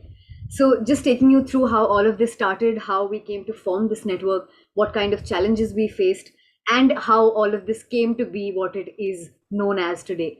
So it was March 2020, just 1 week, and the lockdown had started. Like everyone around the world, I was totally clueless as to what was going on, how things would shape up in the future. And at that time, the lockdown was supposed to be for 3 weeks. Slowly, we started getting to know that there were workers in different parts of the country who were stranded and they were facing a lot of problems. So I got a message on one of my college groups saying that if anyone is interested in volunteering to help out these stranded workers, you can get in touch with us. So because I had a lot of time on my hand and I thought, why not do something to help those who are in distress, I decided to give it a go. And then we were explained what we were supposed to do. We were getting first-hand data from either workers who were stranded or from organizations who were similarly working on the ground level to help these workers. And initially, it just started off as a group of volunteers with one Excel sheet, putting in the data and calling up the workers to assess their needs. ये हमें समझना था कि उन्हें क्या क्या चाहिए. Are they in need of food, water? Are they in need of money? And then slowly, once we started calling people up from our personal numbers, that also, because it was a very informal network initially. And then slowly it spread out to more and more workers in different zones all across the country. And बहुत सारे लोग हमें phone करने लगे कि हमारे पास खाने पीने के लिए कुछ नहीं है, गैस खत्म हो चुका है, हम क्या करें. तो धीरे धीरे हमने उन्हें इन ऑर्गेनाइजेशन से कनेक्ट करना शुरू किया जो उन्हें फूड एंड वाटर प्रोवाइड कर सकते थे, जो उन्हें राशन किट्स प्रोवाइड कर सकते थे. एंड इस तरह से हमने इसे एक फॉर्मल नेटवर्क बनाया. और भी ज़्यादा वॉलंटियर्स हमारे साथ जुड़े और हम उनके नीड्स असेसमेंट करते थे, उन्हें अलग अलग इंडिविजुअल्स के साथ, अलग अलग ऑर्गेनाइजेशंस के साथ जोड़ते थे जो उनकी मदद करते थे. And it was not just about the food and water. A lot of people were struggling with young children. There were many workers whose wives were pregnant and they had no access to medicines and medical facilities at that time. So we slowly had to expand our network to include hospitals and other government centers. We had to let people know what was the plight of people all around the country. And also, because the lockdown got extended, we then had to start looking at travel options. Because जहाँ पे वो थे, वहाँ पे काम का और कोई चांस ही नहीं था उनके पास. तो धीरे धीरे ये ration kits, food and water से ट्रैवल तक गया, मेडिकल फैसिलिटीज, ये सारी चीज़ें हमने इंक्लूड की हमारे सर्विसेज में. एक फॉर्मलाइज्ड नेटवर्क हमने तैयार किया. और इन सभी चीज़ों में जो इंडिविजुअल्स हमारे साथ जुड़े, जिन्होंने मॉनेटरी कॉन्ट्रीब्यूशंस किए, जिन्होंने हमें ऑर्गेनाइजेशन से जोड़ा, जो ग्राउंड लेवल पे उनके घर घर तक जाकर उन्हें ये सारा खाना और ये सारी फैसिलिटीज़ पहुंचा रहे थे, उनके बिना ये बिल्कुल भी पॉसिबल नहीं हो पाता था. एंड एक और सबसे बड़ी चीज़ ये हुई कि धीरे धीरे हमें मीडिया कवरेज भी मिलना शुरू हुआ. So a lot of our volunteers, a lot of our fellow members were invited on national news channels to speak to the people, to speak to the citizens, to appeal to the government so that they could actually see what was going on in the country. And I was privileged enough to have been invited on the Z24 Hours Bangla, where I spoke about the reverse migration, employment, and all of these issues that were cropping up because of the pandemic. And what I personally felt throughout this whole journey was that times were very difficult. Nobody knew what was going on, but it was just this need to do something. It was this idea to, the place of privilege where we all came from, that because we had access to so many facilities, that we could actually reach out to so many people, speak to them, help them understand what the plight of people in our country was. And that is the reason we actually got to help them. So I realized that no matter how dire the circumstances are, if you want to do something to help people, you can actually make the world a better place to live in. And Swan has been one of the most enriching experiences of my life. It's so fulfilling to have been able to do something, and this recognition is just like a cherry on the cake. And now I would like to hand it over to my fellow volunteer Anish to tell you a little more about the impact that we have had as an organization. Thank you so much, Jeenia. Can you hear me? Okay. So Yeah, you might not, it's not too surprising, but yeah, as an online network, I have never met Jinya in person, nor have I met most of my fellow volunteers. I think there are 100 odd people, more than that, who have joined in time and again to help out, and very few of us have actually met each other or knew each other before. But I guess the crisis and privilege, we were able to come together to make a little bit of a difference. And so Swan kind of happened, Jinya put it very well, how we came together in the first wave. But as the wave went away, we thought, okay, now we can gradually stop doing this because it's not sustainable. Swan was like almost this, someone's described it as a helicopter organization that came in a time of crisis. And something important that it was able to do was it was able to arrange cash in hand for the stranded workers. They were able to get maybe some ration, some cooked food here and there. But what about like the day-to-day needs, like maybe recharging their phone or something else that is a priority for them? So I think these micro transfers that we were able to facilitate were of some use to them. And I think Swan that way is a good example of a crowd-funded project where the money was directly transferred from the donors into the accounts of the migrant workers always, where as far as feasible. So that way we were able to raise over 90 lakhs and donors came forward, and that is like I think a important part of why Swan was a little successful. And so once the first wave began to go away, we were trying to see what all else we could do. And someone was came up with the idea of doing a press conference. But generally, we had been going to, like Jinya said, we had been going to some news channels and different. We were writing in papers, etc. But we were also able to organize a press conference where the migrant workers themselves spoke about their situations. We invited journalists, as in any press conference, and I think that platform was quite important, and that those conversations were very important. And from that there came this idea of maybe we can try through the resources that we have mustered to have a platform, because we saw how keen a lot of migrant workers are maybe to upskill, maybe to get their stories out, to tell their stories themselves. So we were able to form the Swan Fellowship that would support, started off by supporting 6 migrant workers. Now I think it's at 8, and we are continuing to do so again with the help of this grant from IJME. So we are again IJME. We are very grateful for that.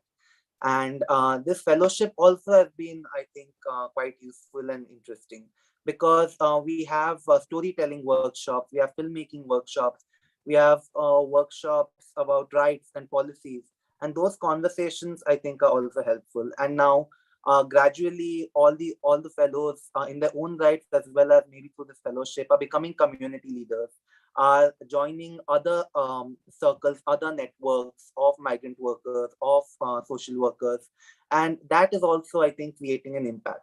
And then the second wave came, the Delta wave came, and that was truly heartbreaking.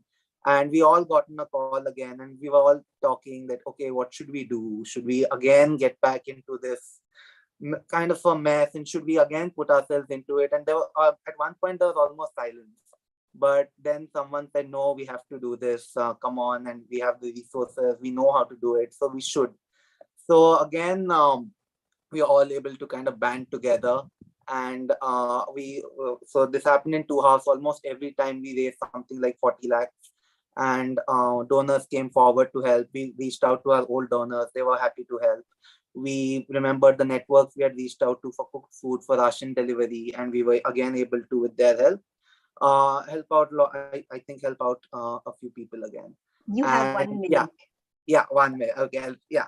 So that was kind of Swan 2.0. We again wrote a report, which I think is an important archive of everything that happened again in this in that second wave. And we again culminated with another press conference, again for where the migrant workers were the stakeholders. And yeah, that, and since then we have been continuing in the form of a fellowship. Wherever it's possible, we have been trying to highlight this issue, since it's a recurring issue. There are multiple aspects to this problem that became very apparent due to this pandemic. And thank you once again for recognizing this effort, and congratulations to everyone else who has been recognized. Thank you so much. Thank you, Jinya and Anish, both of you, for putting it out. The picture came alive for us. And I know it was a really difficult time, but your stories make us feel that change is possible, new things and help is really possible. We were planning a 5 minutes interaction, but I think in the interest of time, we'll keep the interaction at the end. So I invite Professor Mala Ramanathan again to announce the next set of awards. Thank you, Amita. It's an honor to read the citation for A. Kokila, an award of appreciation in category 1 again for Ashas and ANMs. Miss A. Kokila is an Asha worker in Vellakavi village, 6 kilometers from Vattakanal, near Kodaikanal in Tamil Nadu, which takes about 4 hours to reach on foot. It is surrounded by dense forests and difficult terrain. She serves the Manadiyar and the Paliyar communities of her village, whose main occupation is agriculture. Pregnant mothers have to access a general hospital either in Kodaikanal or in Periyakulam a month earlier for institutional delivery, and Kokila provides excellent support to the village health nurses in mobilizing the women of the village for institutional delivery and postnatal care. Her contribution over the past 10 years to make Vellakavi, the village, qualify for zero infant mortality is a remarkable achievement. With her sustained efforts and perseverance in creating awareness among the villagers, she was able to achieve full COVID-19 vaccination coverage in this area. Kokila's village is far from the reach of vehicles, and only horses can pass the difficult paths. To deliver any service, Kokila has to walk for 3 to 4 hours after visiting the healthcare center to which she is associated. In spite of those difficulties, she has been instrumental in delivering all possible services to the community with the guidance of the village health nurse, the community health nurse, that is CHN, and the medical officer, MO.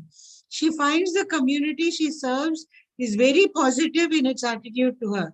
The difficult terrain actually requires her to hire a horse for transporting healthcare materials to the community.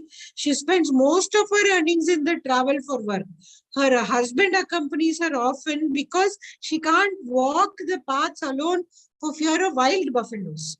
Her passion for care and to serve her community have transcended all these challenges. Kokila is interested in pursuing further education.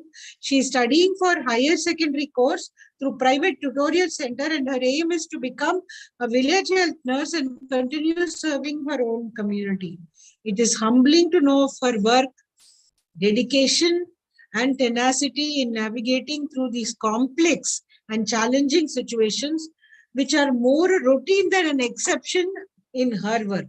It is with great pleasure that we honor Ms. A. Kokila with the Award of Appreciation under the FMES-IJME Ethics Award 2020-21 in Category 1, Ashas and ANMs, in recognition of her outstanding contribution to ethical practice and improving access to healthcare for the marginalized during the COVID-19 pandemic.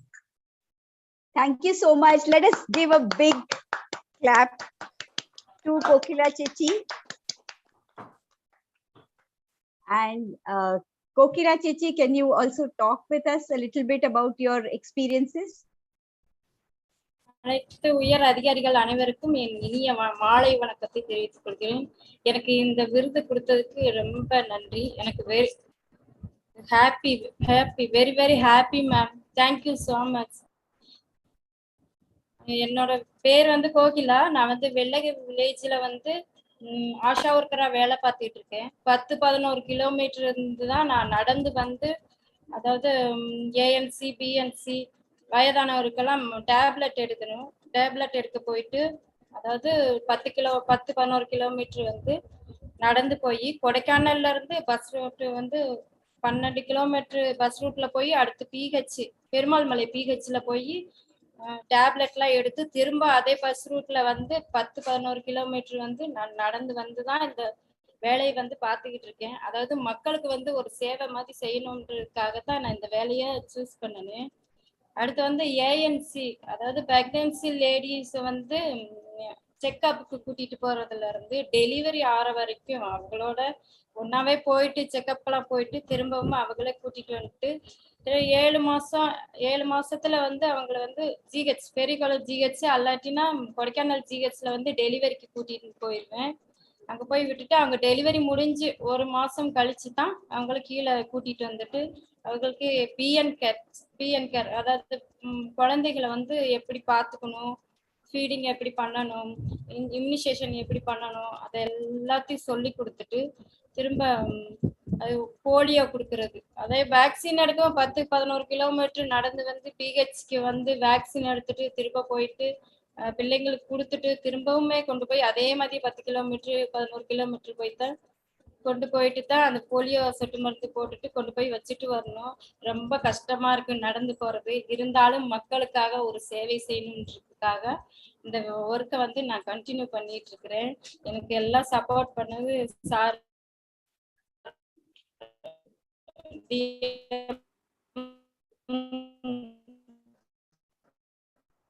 DMCHO ma'am,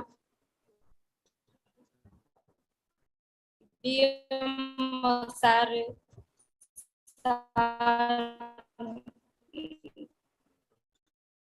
Perumamalai PHC doctors, SK covid vaccine அப்போ வந்து 2-3 time வந்து meeting வச்சு போட மாட்டேன்னு சொன்னாங்க. எங்க நம்ம ஊர்கிட்ட corona வராதுல்ல, ஏன் நம்ம போடணும் அப்படின்லாம் சொல்லிட்டு இருந்தாங்க.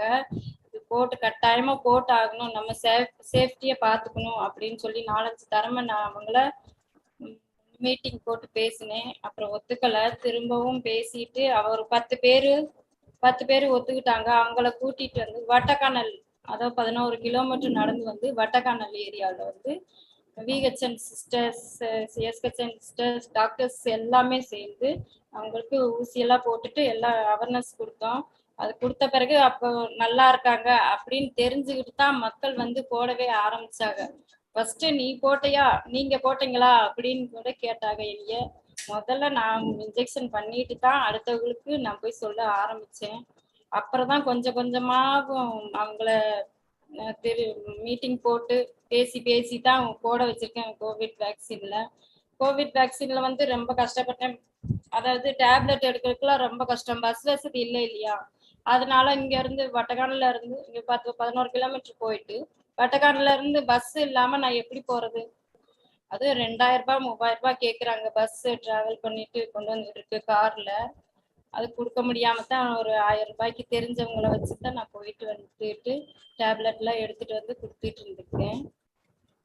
அடுத்து பிள்ளைங்களோட 6 மந்த்ஸ்ல இருந்து பிள்ளைங்களுக்கு விட்டமின் ஏ, அல்பெண்டசோல் மாத்திரைகள், அப்புறம் விப்ஸ், நாப்கின் பாக்ஸ் நாங்க தலைச்சமையாத்தான் அந்த 11 கிலோமீட்டர் நடந்து தலைச்சமையாத்தான் சுமந்துட்டு வந்துட்டு பிள்ளைகளுக்கு கொடுக்குற மாதிரி இருந்துச்சு. ஒரு 22 பிள்ளைங்க இருக்காங்க, அவங்களுக்கெல்லாம் நாப்கின் கொடுத்துக்கிட்டு இருக்கிறேன். அப்புறம் ஸ்கூல் வேக்சின் போடணும், பிள்ளைகள் பூரா கூட்டிட்டு போய், அதாவது டாக்டர்ஸ், பிஎம்ஓ சாரு அவங்கெல்லாம் வந்து கேம்ப் போட்டு எல்லாம் இன்ஜெக்ஷன்லாம் பண்ணிட்டு கேம்ப் போட்டுட்டு டேப்லெட்லாம் கொடுத்துட்டு அவங்களுக்கும் நடந்து போறது கஷ்டம்தான். அவங்களும் நடந்து தான் ரொம்ப கஷ்டப்பட்டுட்டு இருக்காங்க. எங்களை மாதிரியே அவங்களும் கஷ்டம்தான் பட்டுட்டு இருக்காங்க.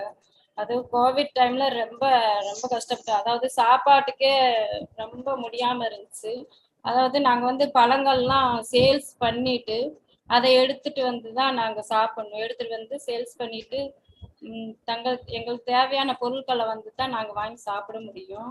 ஆனா அந்த டைம்ல வந்து எது கடைகள்லாம் அடைச்சிருக்கும் இல்லையா, அதனால வாங்க முடியாதனால எங்களுக்கு சாரு வியோம சார் வந்து ஒரு ஹோட்டல் மூலியமா, தமரா ஹோட்டல் மூலியமா எங்களுக்கு வந்து ஒரு உதவி செஞ்சாரு. அதாவது குடும்பத்துக்கு தேவையான பொருட்கள், சீனி, அரிசி, பருப்பு, அதாவது குளிக்கிற சோப்பு, துவைக்கிற சோப்பு, அது முதற்கொண்டு எல்லாமே அவங்க வந்து எங்களுக்கு வந்து வாங்கி கொடுத்தாங்க. எங்க மெடிக்கல் டிபார்ட்மெண்ட், அவருக்கு நன்றி. PMO sir, Santosh sir, Sridhar sir வந்து அவங்க வந்து டேப்லெட்லாம் கொரோனா டயத்துல வந்து டேப்லெட்லாம் நிறைய கொடுத்தாங்க, உதவி பண்ணாங்க.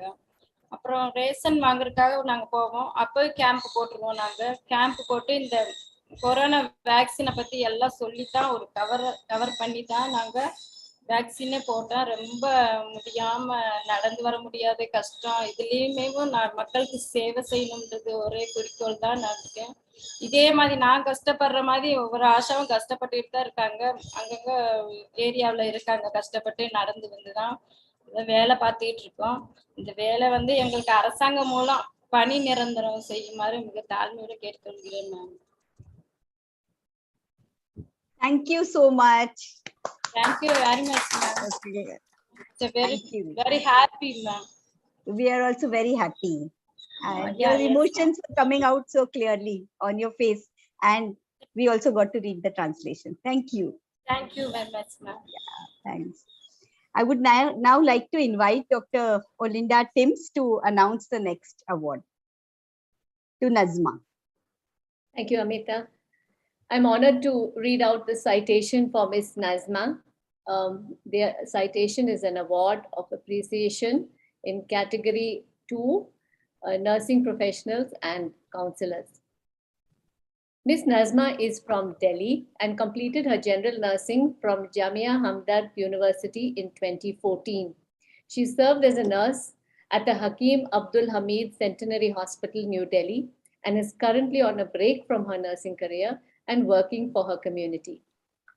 When COVID-19 reached India, Nurse Nazma was pregnant.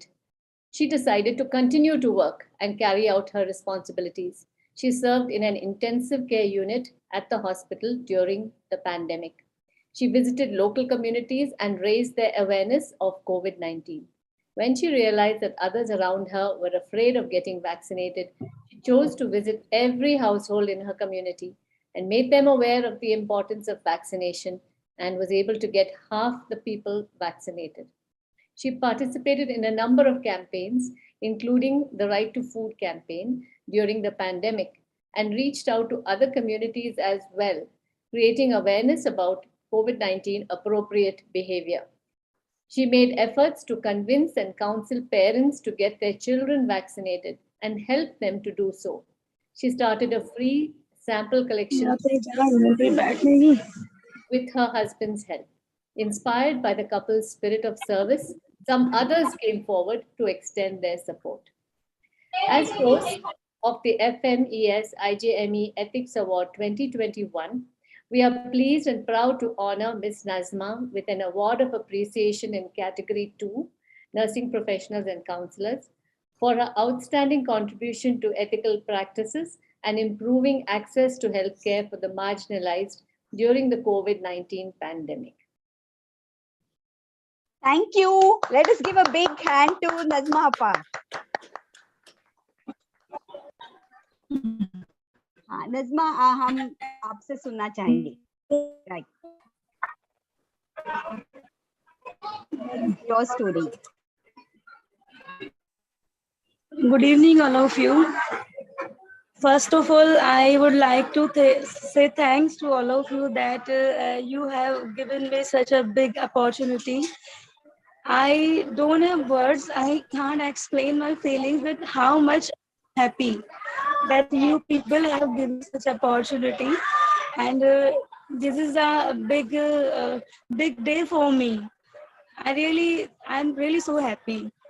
I want to introduce myself as my name has been already announced. My name is Nazma. Naz is my nickname. I have worked in Jamia Hamdard University, HASC hospital. This is Majidia Hospital, situated in Jamia Hamdard University. I have worked there, and in pandemic time, I was pregnant. Full time pregnancy, 9 months pregnancy में मैंने COVID-19 positive patient के साथ काम किया. And they people told me कि I can change my ward. I can give my services to जो general patient हैं, but मैंने ऐसा नहीं किया. मैंने COVID-19 पॉजिटिव पेशेंट के साथ बिना डरते हुए काम किया. और जब मुझे एहसास हुआ कि मैं अपना पूरा टाइम कम्युनिटी को नहीं दे पा रही हूँ, then I left the job और मेरे हस्बैंड ने मिलकर कम्युनिटी को अपना टाइम देना शुरू किया. in that time, my husband and me started a lab, जिसमें हमने free of cost lab services लोगों को दी, और वैक्सीन के लिए लोगों को हमने बहुत मोटिवेट किया. लोग बहुत स्कैर्ड थे, कुछ लोगों की सोच थी कि इनफर्टिलिटी हो जाएगी इससे वगैरह वगैरह, उनको हमने समझाया. और वैक्सीन बूथ तक ले जाना बहुत ही चैलेंजिंग वर्क था, बट हमने कंटिन्यू किया. पेंडेमिक टाइम में जो प्रेग्नेंट लेडीज थी वो अपना चेकअप कराने से स्कैर्ड थी और उनको वो फैसिलिटीज भी मिल नहीं पा रही थी. वो सब मैंने और मेरे हस्बैंड ने कंटिन्यू इस तरफ काम किया है. एंड अपार्ट फ्रॉम दैट, मैं बच्चों को वैक्सीन के लिए बहुत ज़्यादा मोटिवेट करती हूँ, बिकॉज जो बच्चे हैं वही हमारे भारत का फ्यूचर है. तो लोग अभी भी वैक्सीनेट कराने से डरते हैं अपने बच्चों को. उसके लिए मैं लोगों को बहुत मोटिवेट करती हूँ from my home, and I am giving my full time to community. And this is one of the most important thing, that this facility is free of cost. I really thank you to give me such big opportunity. Thank you Nazma ji, बहुत अच्छा लगा हमें आपकी तरफ से सुन के, और अब हमारी तरफ से आपको एक बड़ा थैंक यू फिर से. Thank you, ma'am. Really thank you. Thank you. Now I will again invite Mala to announce the next award for the COVID warriors.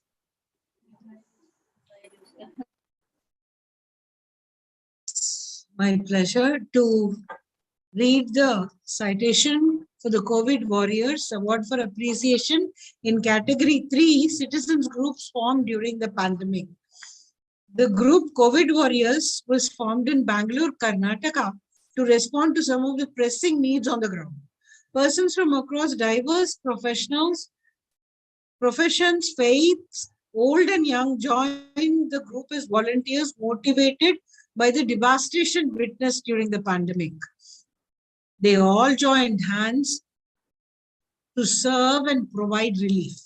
It was remarkable that the volunteers included teachers, pilots, students, doctors, bankers, and senior officers in Bangalore-based corporate offices. As part of COVID-19 relief work, the group focused on an area few would consider taking on, that is the burial of persons who had lost the battle with COVID-19. The members of the COVID Warriors provided the deceased a dignified burial free of cost and often stood in for families, as in many cases there were no family members or they were overwhelmed with the fear of catching the fatal virus.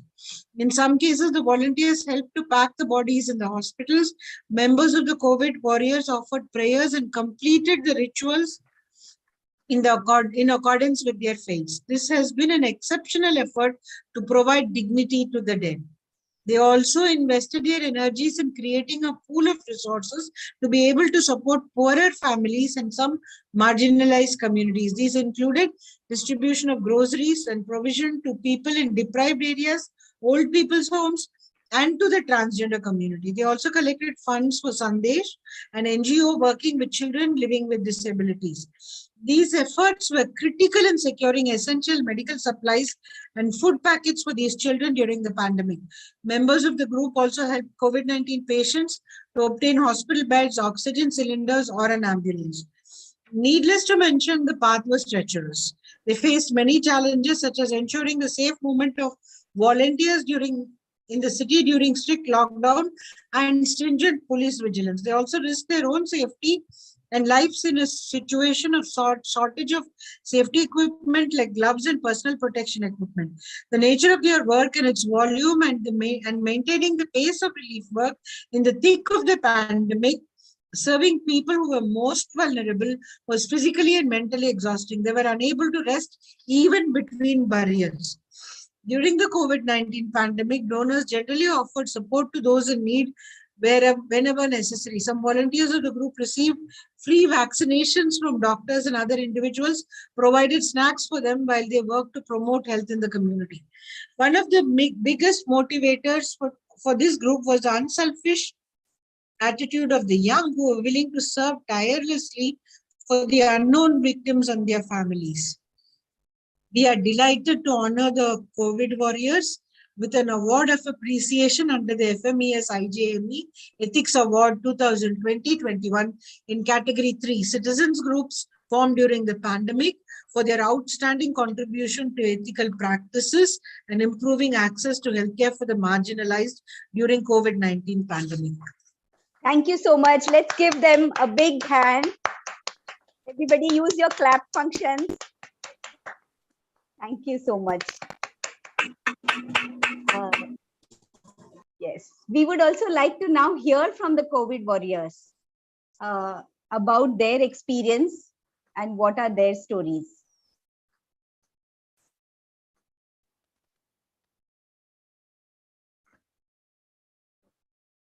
No one here right now. No? Yes. We don't have anyone from the COVID warriors? Yes, yes. Okay. This is, it is unfortunate that nobody from their end could join us, because I'm sure their stories also would have been very interesting to hear and also sometimes very difficult, but still it is a celebration today of all the hard work that all our awardees have done. So I think I'll open the floor now, and we can, all of you who have some questions, clarifications or comments, can please write in the chat box as well as raise your hand, and I will call out to you, those who have raised your hand, or take it from the chat box. And please do tell if you have a specific question for anybody, or if it's a general one, then I will request one of the awardees to take it.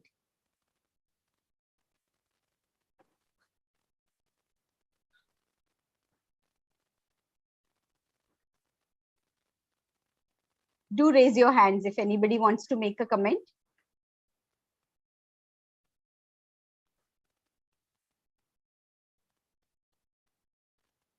We have about 5 to 7 minutes. We can take some comments or some questions.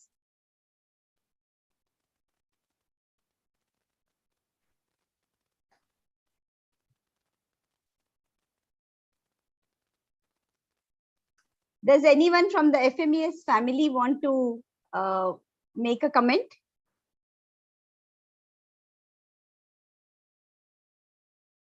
Probably from those who did not have opportunity to say anything. So we spoke, so maybe some others. I think Meera Shiva is there. Please ask her to speak. Yes, thanks, Amar. Meera, would you like to share your thoughts, please? Meera Shiva, Dr. Meera Shiva. Yeah. No, actually, I joined you all to listen, because anyone working during the COVID time, selflessly, when so many people were feeling depressed, and many children from privileged home wanting to watch Netflix and order food, and here are these young people working, the Asha, the Asha person, I'm forgetting her name, in the difficult situation. Very, very impressive, very educative, very inspiring, and I'm so glad that I managed to, I'm sitting here and looking at the paper, so many new things, new laws, news, etc., coming, some of which is very depressing. So hearing this inspiring and positive stories increases your emotional hemoglobin. So I wanted to thank all the awardees, and I wanted to thank FMES and IJME for thinking of this and recognizing the right people. Solidarity, deep solidarity, and deep appreciation, and more strength to everyone who's doing. Don't get tired. Your work will be needed more and more in the coming time. My lots of love from my side. Thank you, Meera, for those very sweet words. Anybody else? who would like to share, comment?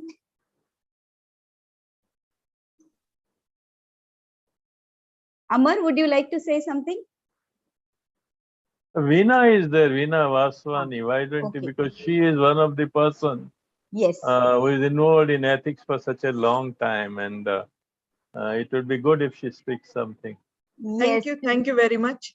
Yes, and please this go is ahead. quite an inspirational moment for all of us. We can take a lot of inspiration, and they have proved today, people with metal, that when going gets tough, the tough get going. It's not required to have a huge number of degrees or be paid good or something. Starting from Amar itself and a whole lot of them, lot of these people have just shown strength and determination all the way. I wish we can emulate some from them also. And thank you for giving me the opportunity. And it's also lovely that FMES-IJME didn't give up, because things were getting tough on them, but somehow they made sure that this went through Olinda's dreams and everybody's commitment. So I really think that the show must go on. And thank you very much for the opportunity. Thank you, Veena. We also have Dr. Sanjay Pai. Would you like to say something? Yeah. Can you guys see me? No, we can't. No. Yeah, that's not surprising. I forgot to switch on the video. Okay, I just want to say that Monday afternoon is a very, very tough time because I'm very busy in the hospital and I decided not to attend this. And I'm glad. I would have been really stupid to have missed this thing. I decided because Ria told me in the morning, I think you should attend this meeting. And so I logged in at about 4:10. I'm absolutely dumbfounded by these people. They are so inspiring, as somebody else, before I'm sure everybody else is thinking of the same thing. All of us think that we are doing fairly good work. And I think we're doing fairly good work, but it pales into insignificance compared to the kind of dedication and determination that all of these awardees have shown. I have learned a lot over the past 1.5 hours. And yes, indeed, over the past 1.5 years. That was a Freudian slip. Anyway, I've learned a lot over the last 1.5 hours, and I hope that I can, in some small way, repeat the kind of work that all of these people have done over the last 1.5 years.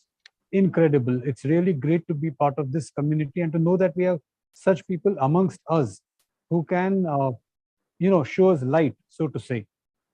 That's all I have to say. Thank you so much, Sanjay. Yes, inspiring is the word, and that's what it entirely echoes and resonates with me. Anyone else who would like to share some thoughts? Amar. Yes, Amar, by popular choice. Well, everybody has said so much. I just echo what they have said. I think we in India we have entered in an age where the solidarity and empathy, these are the two major virtues of being human, are getting lost. And sometimes you feel so depressed that a large number of people are moving away from that. I think that is one of the reasons why the concern for human rights and ethics have declined in India. In the midst of that, despite such great odds, when you know that there are people who are coming forward and standing up and being counted, that while the evil has become banal, everywhere is there, there is also some heroism also which is becoming banal, where people are taking stand and even at the great risk of their health and lives, they are contributing something to change the society. So I'm really, really very happy that there are so many people, and perhaps I'm sure we must have missed many, many others because who did not get nominated, and so we could not discuss about them. But there are many, many other unsung heroes around and heroines around, which we don't know. And hopefully in coming time, more and more such stories will be documented. And I hope in the Indian Journal of Medical Ethics, we are able to publish all these stories one after another. so that they don't get lost to the posterity, and they keep inspiring coming generation of the people. So thank you very much. Amita? Thank you, Amar. Yes. Mala? Amita? Yes. Is it okay if I say something in Tamil? Sure. Yes, please.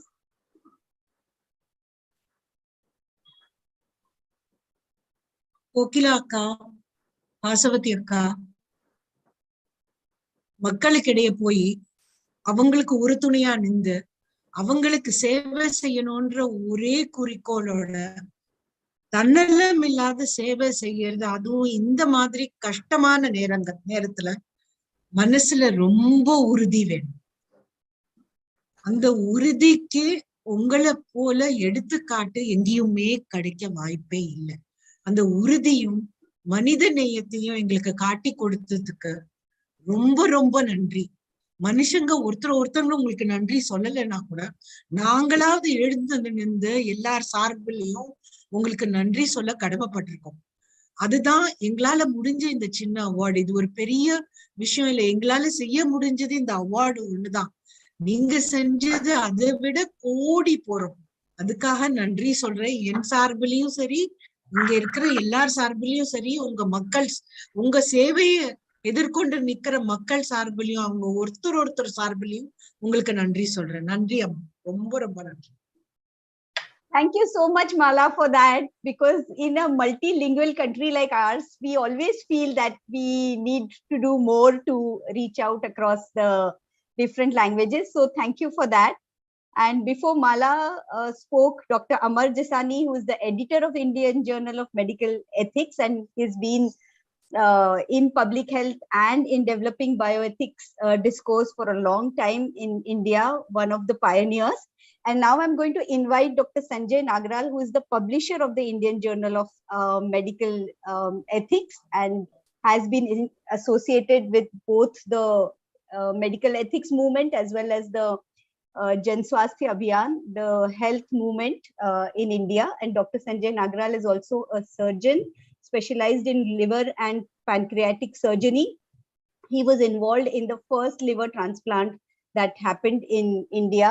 He heads the Department of General Surgery at the KB Bhabha Municipal General Hospital, and he's also the coordinator of the Department of Gastroenterology, Surgical Gastroenterology at Jaslok Hospital. And he's the Joint Secretary of the Zonal Transplant Coordination Committee based in Mumbai. What is important is that they regulate cadaveric transplant activity, which is something that is so important for India, but not happening enough. But more than that, Dr. Nagral writes prolifically on issues of health and ethics. So I invite Sanjay to give closing remarks for this wonderful evening, very inspiring and very humbling. Over to you, Sanjay. Thank you, Amita. Can you all hear me? Yes. Yes, Sanjay. Yeah, thank you, Meera. And so first of all, just remind me that next time I need to send you send the FMES updated CV, because that CV was a little outdated, but anyways. So I'm not going to give you a long speech because this was about the awardees. But I can't resist the temptation of saying that as somebody who worked during COVID, perhaps a little in a urban sort of tertiary setup of surgery. I think COVID exposed many things about healthcare, and especially about Indian healthcare, and all of us know that. But I think it did some good, and amongst the good things that it brought up was, number one, I think the spotlight zoomed in a little, even if temporarily, on those who actually work in healthcare, because there's an impression that healthcare is run by sort of imposing looking doctors. So COVID, that was completely demolished, and I hope and I think people realize that healthcare and that is delivered by a large army of individuals. And in that sense, I think these awards therefore continue that aspect of COVID. COVID also did one more thing, which is remarkable, and which is that it brought up these spontaneous groups of individuals who got together. And we had two such groups who were honored today. And I think this was also, whilst we have the voluntary sector in India in healthcare for many years, but I think COVID particularly brought together people like never before. And one hopes that that experience also is sustained. And I think it is great that IJME, FMES decided to honor and recognize some of these groups.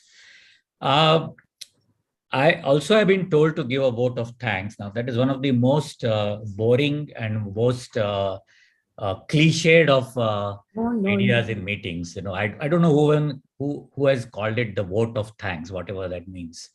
But don't worry, I'm not going to give you a long list, which often ends with including in a meeting, it includes the person who has helped with the stage but here I don't have to thank Zoom. But I thought there was a slide coming up of the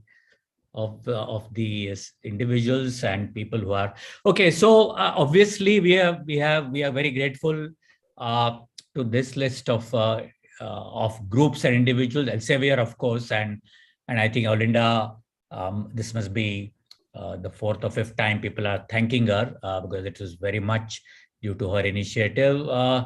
Yenepoya, who now we think are actually our permanent partners, seems like. So thank you, Veena. I am particularly curious about, and it's a special thanks to the selection committee, and I'm curious about how some of these awardees were chosen. Because obviously a lot of effort has gone into identifying some of them. These are not people who are usually in the sort of front pages of newspapers. So most awards, by the way, in India are very incestuous, as you know. So awards are usually given by people to each other who know each other. So I think this is quite remarkable to see individuals who I think have been there's been an effort in identifying these individuals. And I think that's particularly great about today's awards and listening to some of them today. And I'm sure this was due to a lot of, again, NGOs, people working on the ground who have nominated them. And then, of course, there is people who have worked with the behind the scenes on the award, the IJME editorial team, and Riya Meenakshi, the Ethics Award Secretariat, Sharanya, Mahendra, and Vijay, and all colleagues across all the platforms who are associated with us, and Arya from DTP. But I think whilst all these people have been important, there is one indefatigable person who works behind the scenes in most of FMES-IJME activities, and that indefatigable person is, although she fatigues you when she sends you a long email, is Sunita Bandewar. So we must also, although she's the host, but I must take the opportunity to thank, because her persistence and sort of continuous effort drives many of the activities that we do.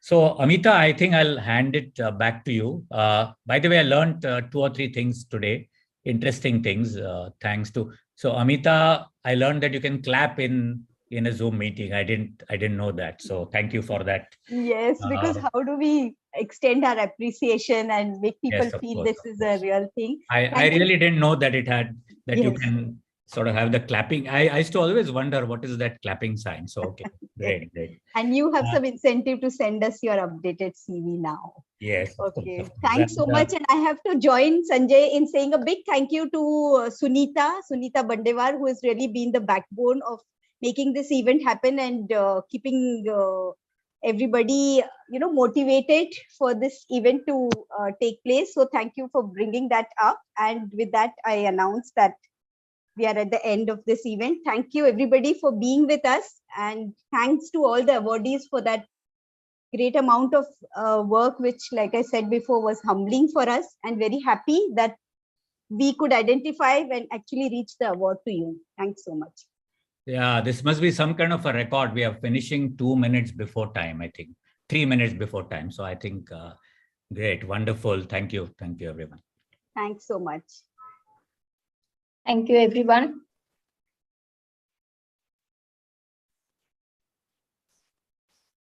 Okay, bye-bye. Bye. Bye. Bye, ma'am. Bye-bye. Take care. Bye. Bye, everybody. Thank you. Thank you. Thank you so much. Wonderful function. Thank you, ma'am. Thank you. Thank you so much.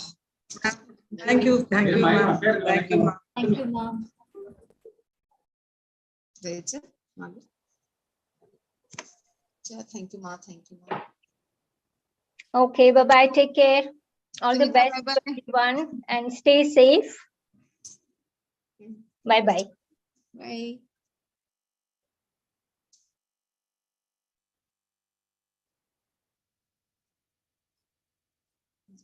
चलो FMC को tension होती है